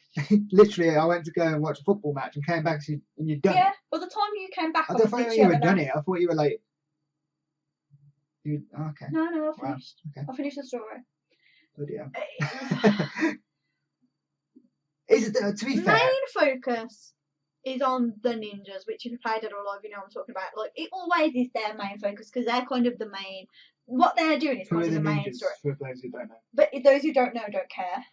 I don't know, I care. Okay, so Hayate, Kasumi, Ayane, Hobusa. Okay, yeah. Like, I get them, those characters, like, they're the kind of core of the story along with Helena, because she owns Deditae now, and all this and that. Like, I'm not going to go into too much detail, but it just, like, they had, like, one constant story. And the way this story works is, like, you play an episode and you unlock more episodes as you go along. It's terribly disjointed. No, like, but it goes, like, chapter 1, chapter 2, blah, blah, blah. Okay. And it's every character's kind of like the My Hero Academia. Sort of. Not even to that extent. No. So, like, the ninjas got full story. Not a very good story. No. Really, I did, like, it was okay. It seemed pretty interesting with that. Is it a new character? The one I saw that you were playing? Nico. Is it Nico? The one with the blue hair. Big tails. Blue hair. Maybe. I don't know. The really cute one. The scientist. That's Nico. I don't know. Yeah. The one that you were following around, and I was like, is this how they're introducing a new character through the story? Was that what it's for, basically? To introduce a new character? Is that what it seems like? You played it. No. You should know. The story mode in number 5 was like, you played some people's stories. You'd move on to the next person. It would go all like one after that. It was linear, and you'd have the ninja story like peppered throughout because that's the main story. But in this one, it's really disjointed. Like you can kind of play in any order you want. Do you switch from different characters constantly? No, like you play a story and it goes, this has been unlocked, blah blah blah. You unlock all this stuff, and sometimes you have to like go to another character's story. So you're moving characters constantly. No. You choose where to move. So it's not. Like, so it's only disjointed if you make it disjointed. But no, because if you just do the one story and then go do the next person's story. But it's set out really weird. It's not set out in a way that makes sense. You're not going to go from this is the start of the ninja story over to someone else's random story that's got nothing to do with what the ninjas are doing. Yeah, I think they've tried to do it in time order. So if it's up here, it happened at the same time. So the ninja stories happening at the same time. Yeah, so the ninja's got one full story. Okay. Everybody else is like peppered. Okay. And so like some of my favourite characters only get like 3 missions, and one of them could be just a cutscene when you click on it. So it's really like the focus on the ninjas, and their story's not even that good. There's not even that much content in it. Everybody else has got like little bits of story that are nothing to do with anything. It's not even really about the tournament. I'm really disappointed because I love these games. I was really expecting good things from 6. The fighting got so basic. Oh no! Like a noob could pick it up and they could do like the combos and everything. Like it's really got stripped down. It's got so stripped down, and I just expected better. I feel like the online portion of it is the bit that we're focused on, and the one everyone's play comp on. Well, yeah, because they want it to be an esport again. Yeah, but I actually cared about the story and about the characters, and it was very. I'm very disappointed with it. Well, it's the same as like I was disappointed with Smash Bros. Story. Like people don't generally play Smash Bros. For the story, but like I wanted to have a good story experience, and I just didn't. And like some people who like, I would say high boost is quite important. Not really in this one. No. Like it's just there's not enough of it. There's not enough of it, and most of it is irrelevant. And there's a lot of people's story that's been gearing up to things through the previous games, like, and in this one it's just kind of not there. It's really like, I don't want to go into too much detail because of this game. Like, it's not very like, it's pretty niche, this game. Like, if you know, you know. If you don't, you don't care. Yeah, fighting games. It's very like if you want to play a fighting game and you think, oh, I can't really play it because it will be complicated. This one's not complicated. If you want to start a Dead or Alive, you could pick this one up. You could play comp. You would probably do well. It's not Street Fighter. Like it. Well, Mortal Kombat. I don't like Mortal Kombat. It's too hard for me. I don't know. Like maybe they're gonna add to the story. I hope they are, because if that is the story, like. Yeah, maybe they did like an episodic stuff going through. I don't know. It's just I wasn't appreciating the story. When was the last one out? Number 5. It was on PlayStation 4, so it can't have been that long ago. It came out free, didn't it? For like one character. You could have like certain characters and play it for free, but I don't think you can play the story. You can only just play like fights. Like, yeah. I don't know. It's very stripped back. It feels like it's like all the progress that 5 made and how good the story got and how the story worked, I feel has just been totally backtracked on. Like, I didn't enjoy the story. It was like I was just playing the next one just to get it out of the way, just so I could just see what happened in the end, and it was just not. Was it underwhelming as well? Yeah, like I say, people had stories, and you were like, "There's no point to this." Yeah. Like the same people get through to the end of the tournament, like they always do. Like it's boring. Like it's nothing. They could have told like the story in so much better way. They could have expanded on the story. They just chose not to, and I'm really sad because I was really looking forward to it, and I'm really disappointed by it. It's a shame. Because I wanted, like, I was so excited when they said they were going to make number 6, and I wanted to know what was going on, and a lot of things you think would have been important, just not really important anymore, and I don't really understand why. Do the characters just tend to fight the same as they have always done? I feel like style and stuff. Though. Well, yeah, everyone's got their own stuff. The fighting style's not going to change. No, like, is it the same combos and stuff? They're easier now. They're easier. Like, you can press R1 like 4 times in a row, and you can execute like a complicated combo. Okay. Like, you've still got a block, you've still got a counter. Like, obviously, if you don't do them things, you're not going to get very far. But like, once you learn the basics for one character, you've kind of got the basics down for every character. It's hard to explain. Like, if you didn't play the old ones and you don't really play fighting games, it's hard to explain. But I was very underwhelmed by it. I was really sad because I wanted to like that game. I've been playing a little bit of comp, but it's hard to matchmake. People don't want to fight. Like, you press X to fight, they're like, no. People don't want rematches. They're like, oh, we'll have a rematch. We had a good fight, and they're like, no. And it's just like, no one wants to fight me. I'm not even that good. Look, so if you want to fight Kate, I'm dead or alive. You know. I don't know. So not impressed. No, I'm really sad. You can still play them. I'm not angry. I'm sad. Are you gonna try getting the comp scene? Yeah. I'll play comp. I'm not gonna go like pro. Like, I have a nice time. I'm enjoying myself playing it, but like, I'm sad. Like, I'm not even disappointed. I'm just really sad. because I wanted so much more from it, and it just didn't deliver. That sucks. I don't know you like that game. Life's hard. Life's a bitch, and then you die. This is true. I've played a couple of. I wouldn't say the first one I'm going to talk about is an indie game, but I don't know. Would you say Tetris 99 is an indie game? I don't think Tetris is an indie game. No, It's like, an institution. I suppose, but like, would you say like it's not a big game? Like, it's not huge. It's like I suppose It's mad. It is crazy. Right, basically, if you don't know, Tetris 99 got announced in a Nintendo Direct, and it's Nintendo's take on the Battle Royale like Genre. and the like how everyone loves it right now. And so I heard this, and I was like, this can't work, surely. Like, this I is gonna thought be stupid. everyone was going to be an individual block, and you had to like put yourself down, and if you got rid of it, you'd stay a block. God. That's how I thought it was going to work. Like, I thought it was all going to be That individual. would be unlucky though if you were like just having to be one that couldn't do anything. I don't know. That's what I pictured in my head when they announced it. I pictured in my head Tetris blocks walking around with guns, to be honest. But you know, I'd play that. yeah, I mean, it should be DLC.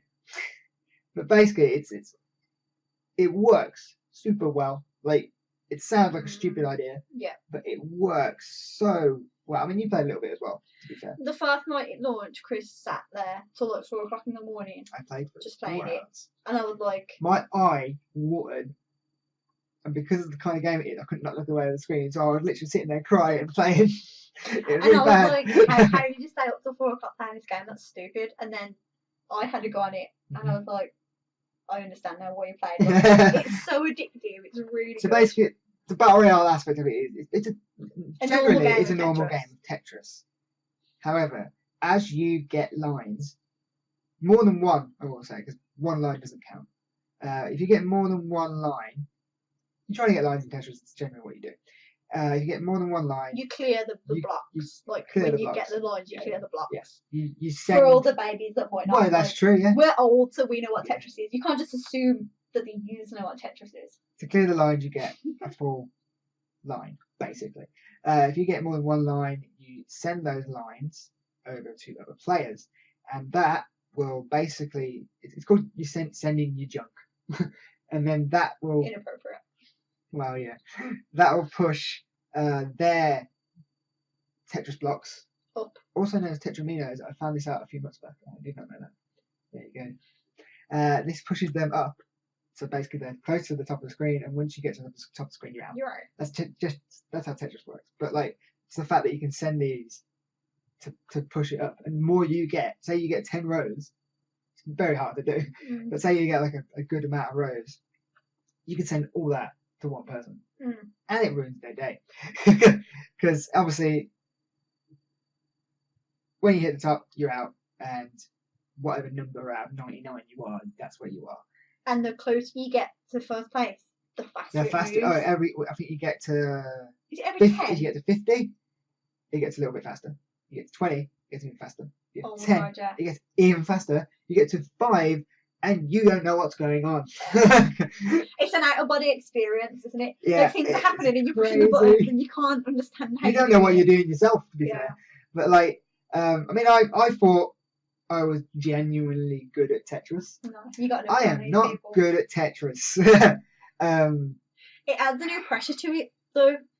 Yeah, I feel like I've been back. Like, I feel like if I went back to like Tetris Effects, the VR game, or even just play on the I PS4, couldn't even I deal feel with that. like I would be amazing at it. Because I stopped playing that game because I got stuck and I couldn't get past this Is that the level. one with all the fire people? Yeah. Yeah, I couldn't that, get past that this messed me level. up, that did. And I felt sick I after feel like if played I go that. back to that now, I feel like my You might Tetris skills have absolutely improved. Maybe. But playing this game, like, you have your options. You have your you can send of where you can send them. But you can see every 98 players. You obviously see yours is the main big screen. You can see the 98 other players Around you. around you, like in smaller screens. But you can see generally how high their stacks are, and you can actually physically with the left The stick right stick. or right stick. I can't remember which one. The You can right stick. send your Oh junk no, I was thinking is like less do. yeah. You can send your junk to. Can you touch it? I don't know. I feel like I won't be able to do that because like, you need to be putting other things pretty quickly when you're doing Tetris. But you can send your junk to actually specific people if you want them. If you see they're nearly full, that's hard to do while playing Tetris. I find, but that's when you get to like the top 10. You got to kind of do that. The right stick is the automatic ones. Yeah. There's people who, if you send it to, will get knocked out. Yeah, you got your knockouts. You. Yeah. You randomly stuff. You got badges, which I didn't even know what badges were at the start of the game. But like I looked into it because it doesn't give you any instructions. I actually literally had to look online what you had to do because it doesn't tell you at the start of the game, which I think is quite interesting. It's quite an interesting approach. But you can send it. You get badges. The more badges you get, the more junk you send over. So say you get 3 rows, you're saying like 6 or even more than that. Like depending on how many badges you get. And you get badges by knocking people out. So what I tend to do when I'm playing, I start out with knockouts because I can get badges.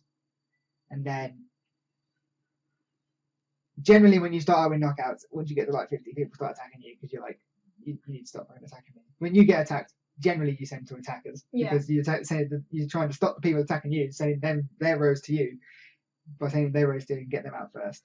And obviously if you get them, if you target badges, you target people who have knocked out more people because you get basically all their badges when you kill them.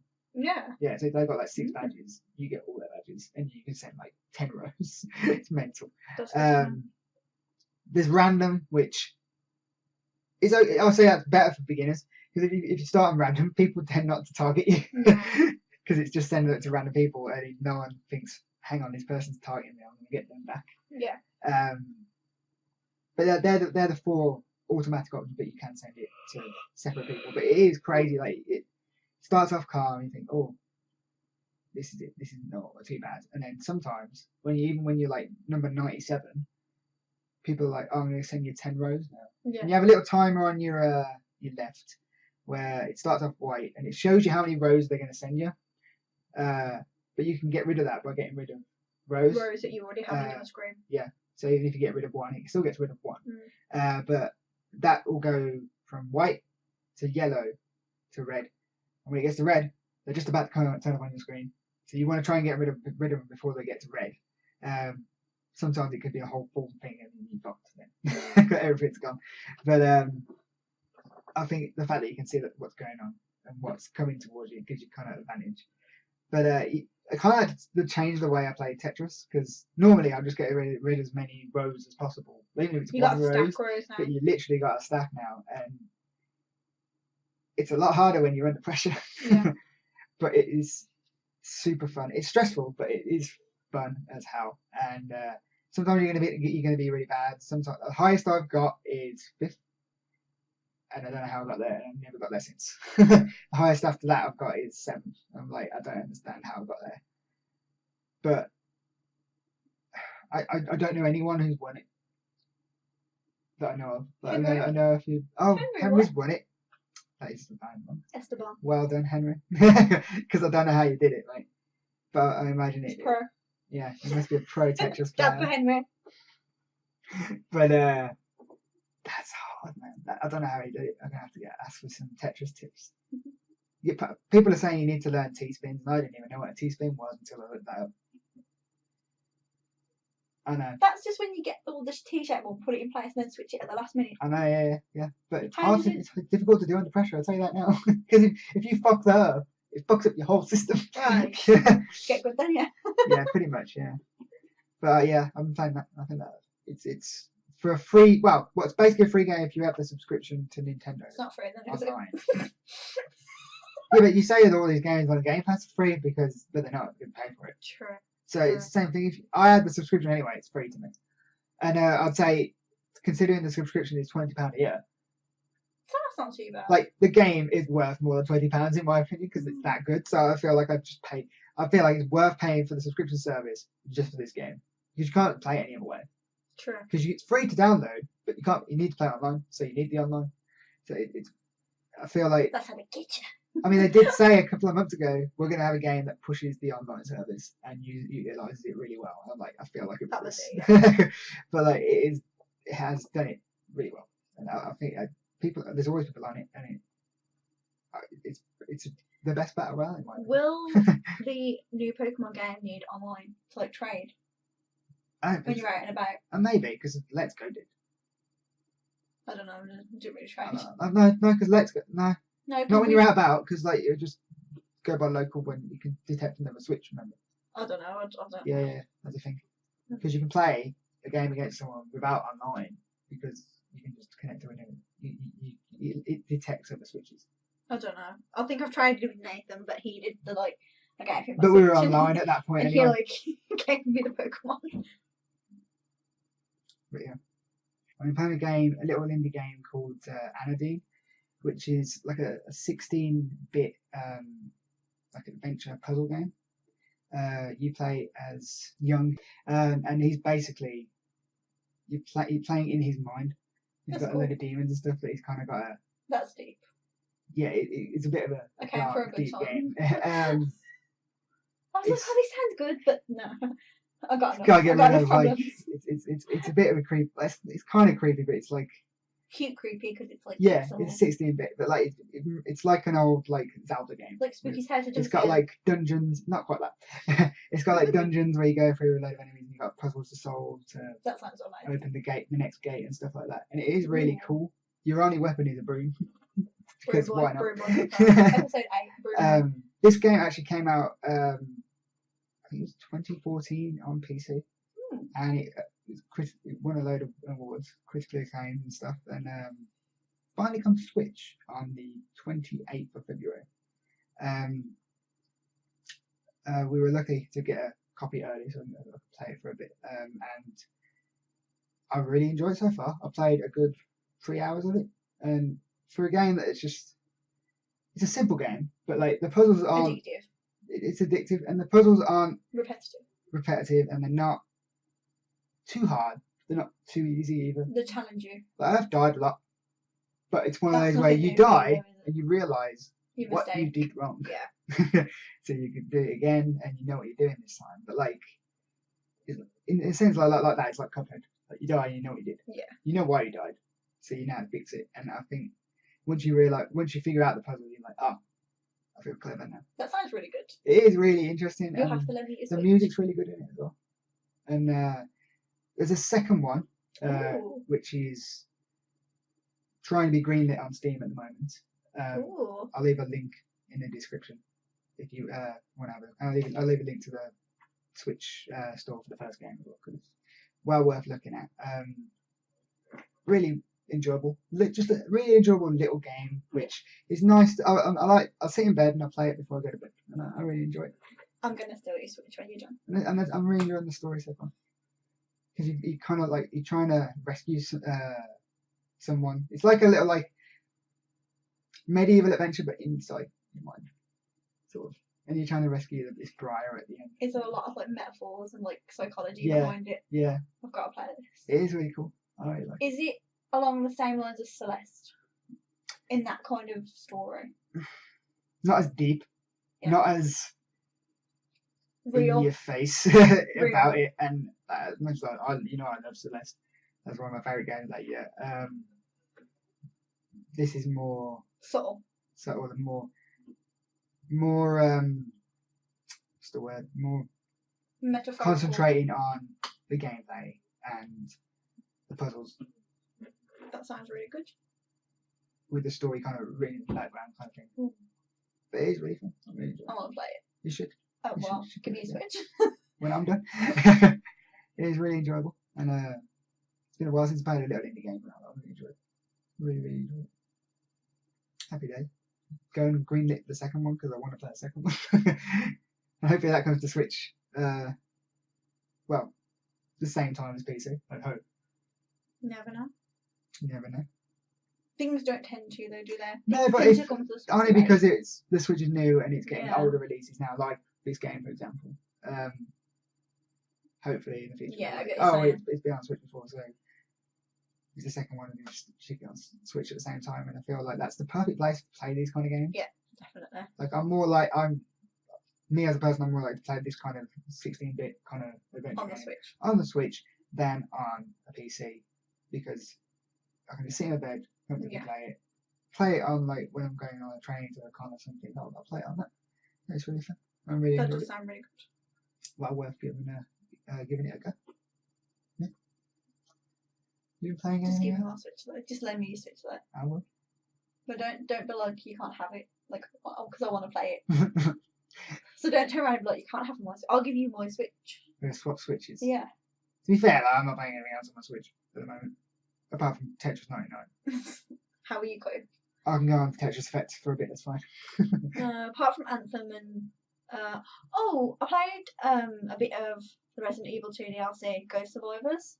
Oh yeah, we both did. It's okay. It's okay. It's more of a kind of the It's hunt a challenge style mode essentially. challenge mode. Yeah.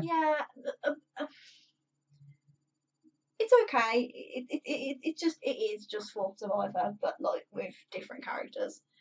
Not really necessarily. Yeah, you don't get much story from it. It's more of it's a what if. Can you get out?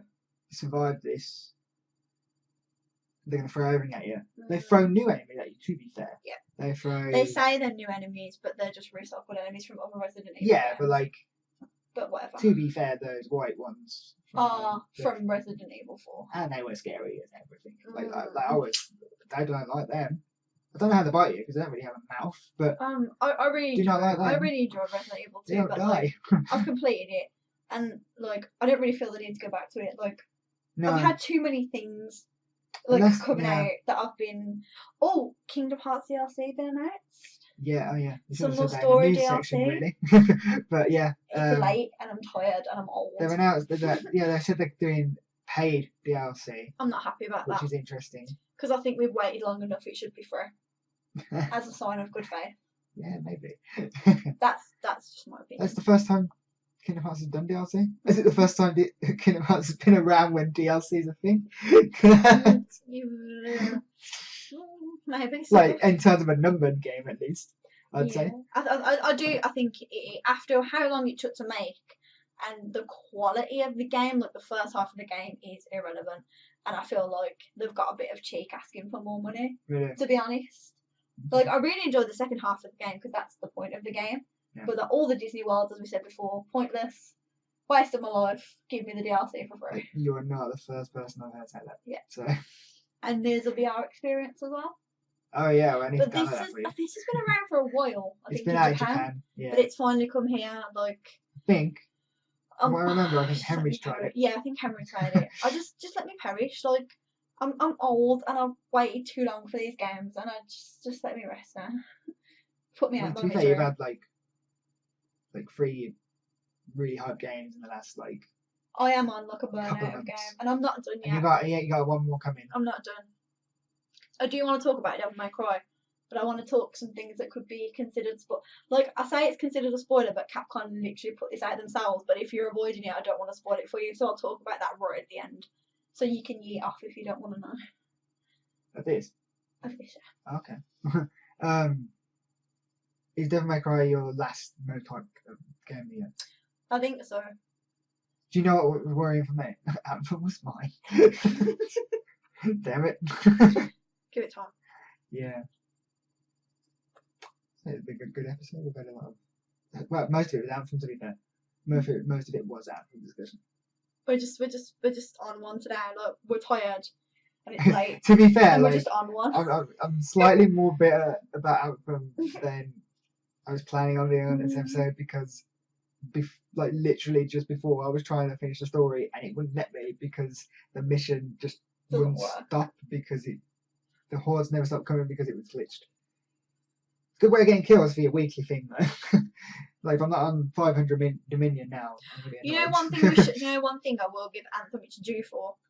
It does kick you out of games, but when you load in, you do keep all your loot.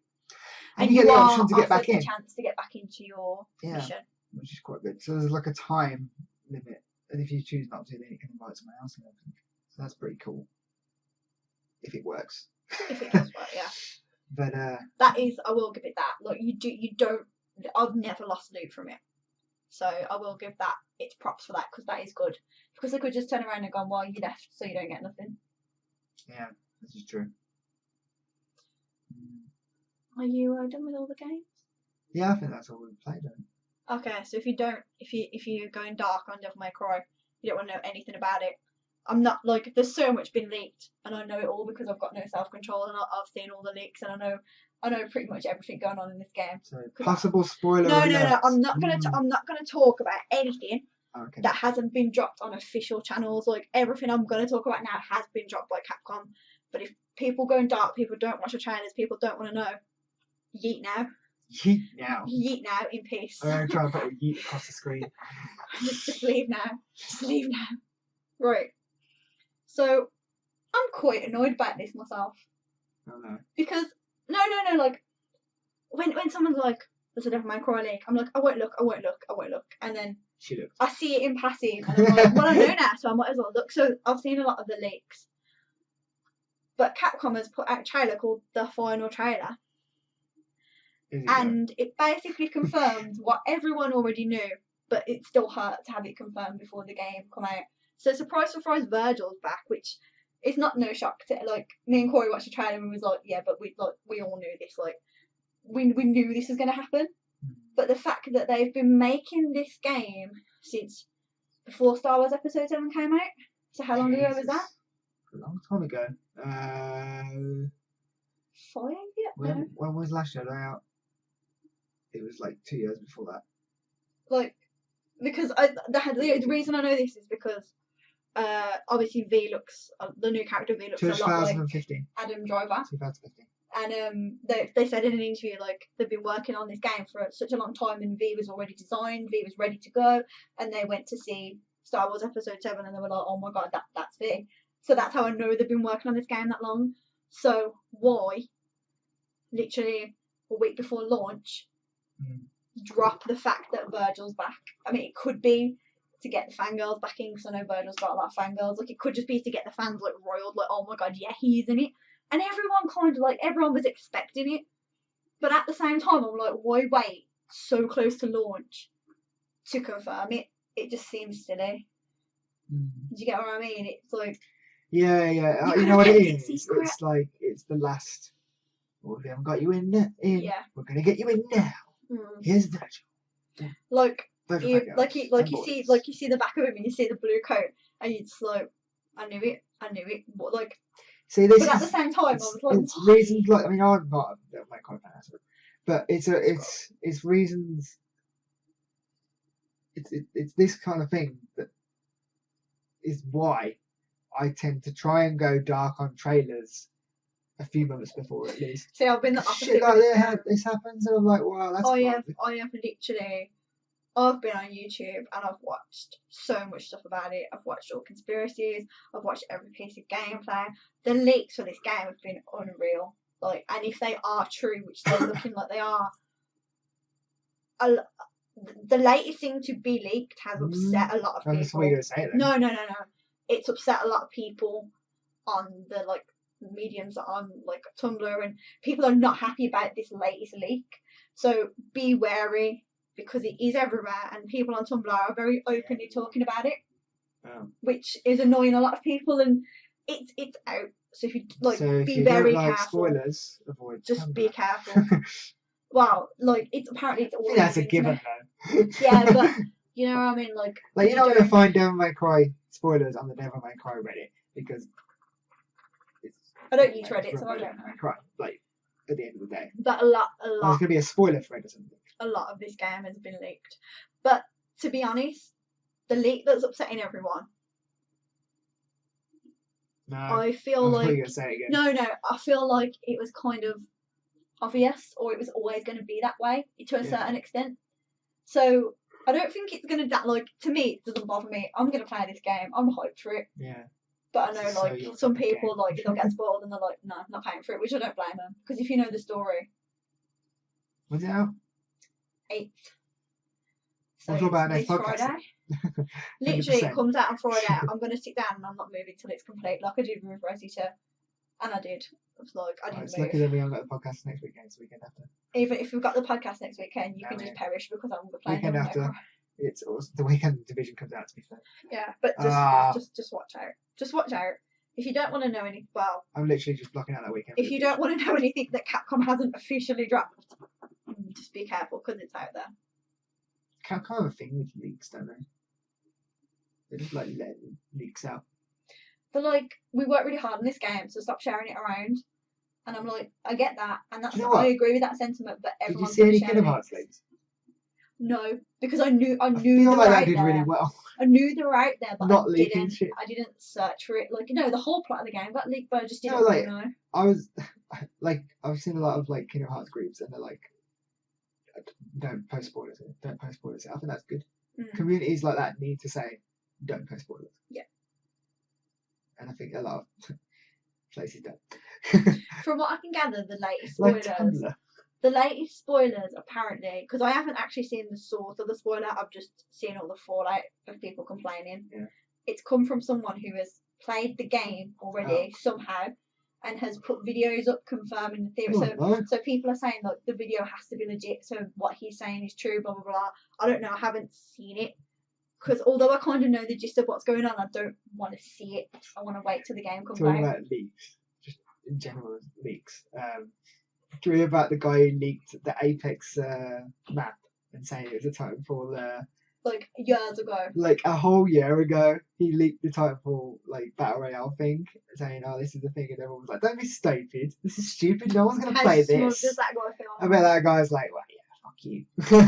All I can think about in this conversation is, that meme that the guy was like, "There's a leak in the boat," and it's from that movie where there's food sentient and the leak sitting in the boat. Yeah.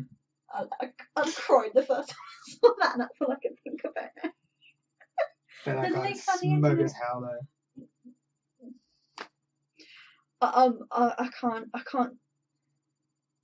moan about people that leak because I'm the first person that will want to know. Like Jake, it's like I'm going dark on Star Wars for like a few months. Jake will message me like, "This spoiler's been leaked. Do you want to know?" And I'm like, "Bitch, tell me now." Like when someone knows, I have to know. That's what I hate, because he tells you, and then I always work it out through either of you. Like some way, I work out what the spoiler is. It annoys me. Stop doing this.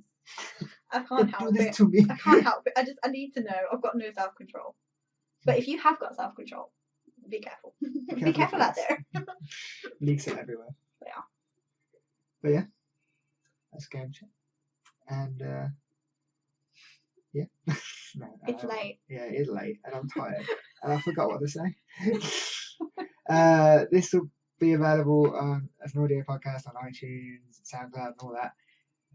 Also as a full video on YouTube at some point in this week. And we're recording this on Monday, so it will come up soon. And yeah, we'll see you next time.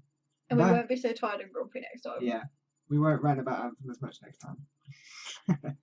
Bye. If you like that video and want to see more like it, then click this playlist button here. If you happen to want to subscribe to us and check out all our content, then click this amazing sexy button right here. Look how enticing it is. You know you want to click it. And if you're already subscribed to us, well then you are already an awesome human being.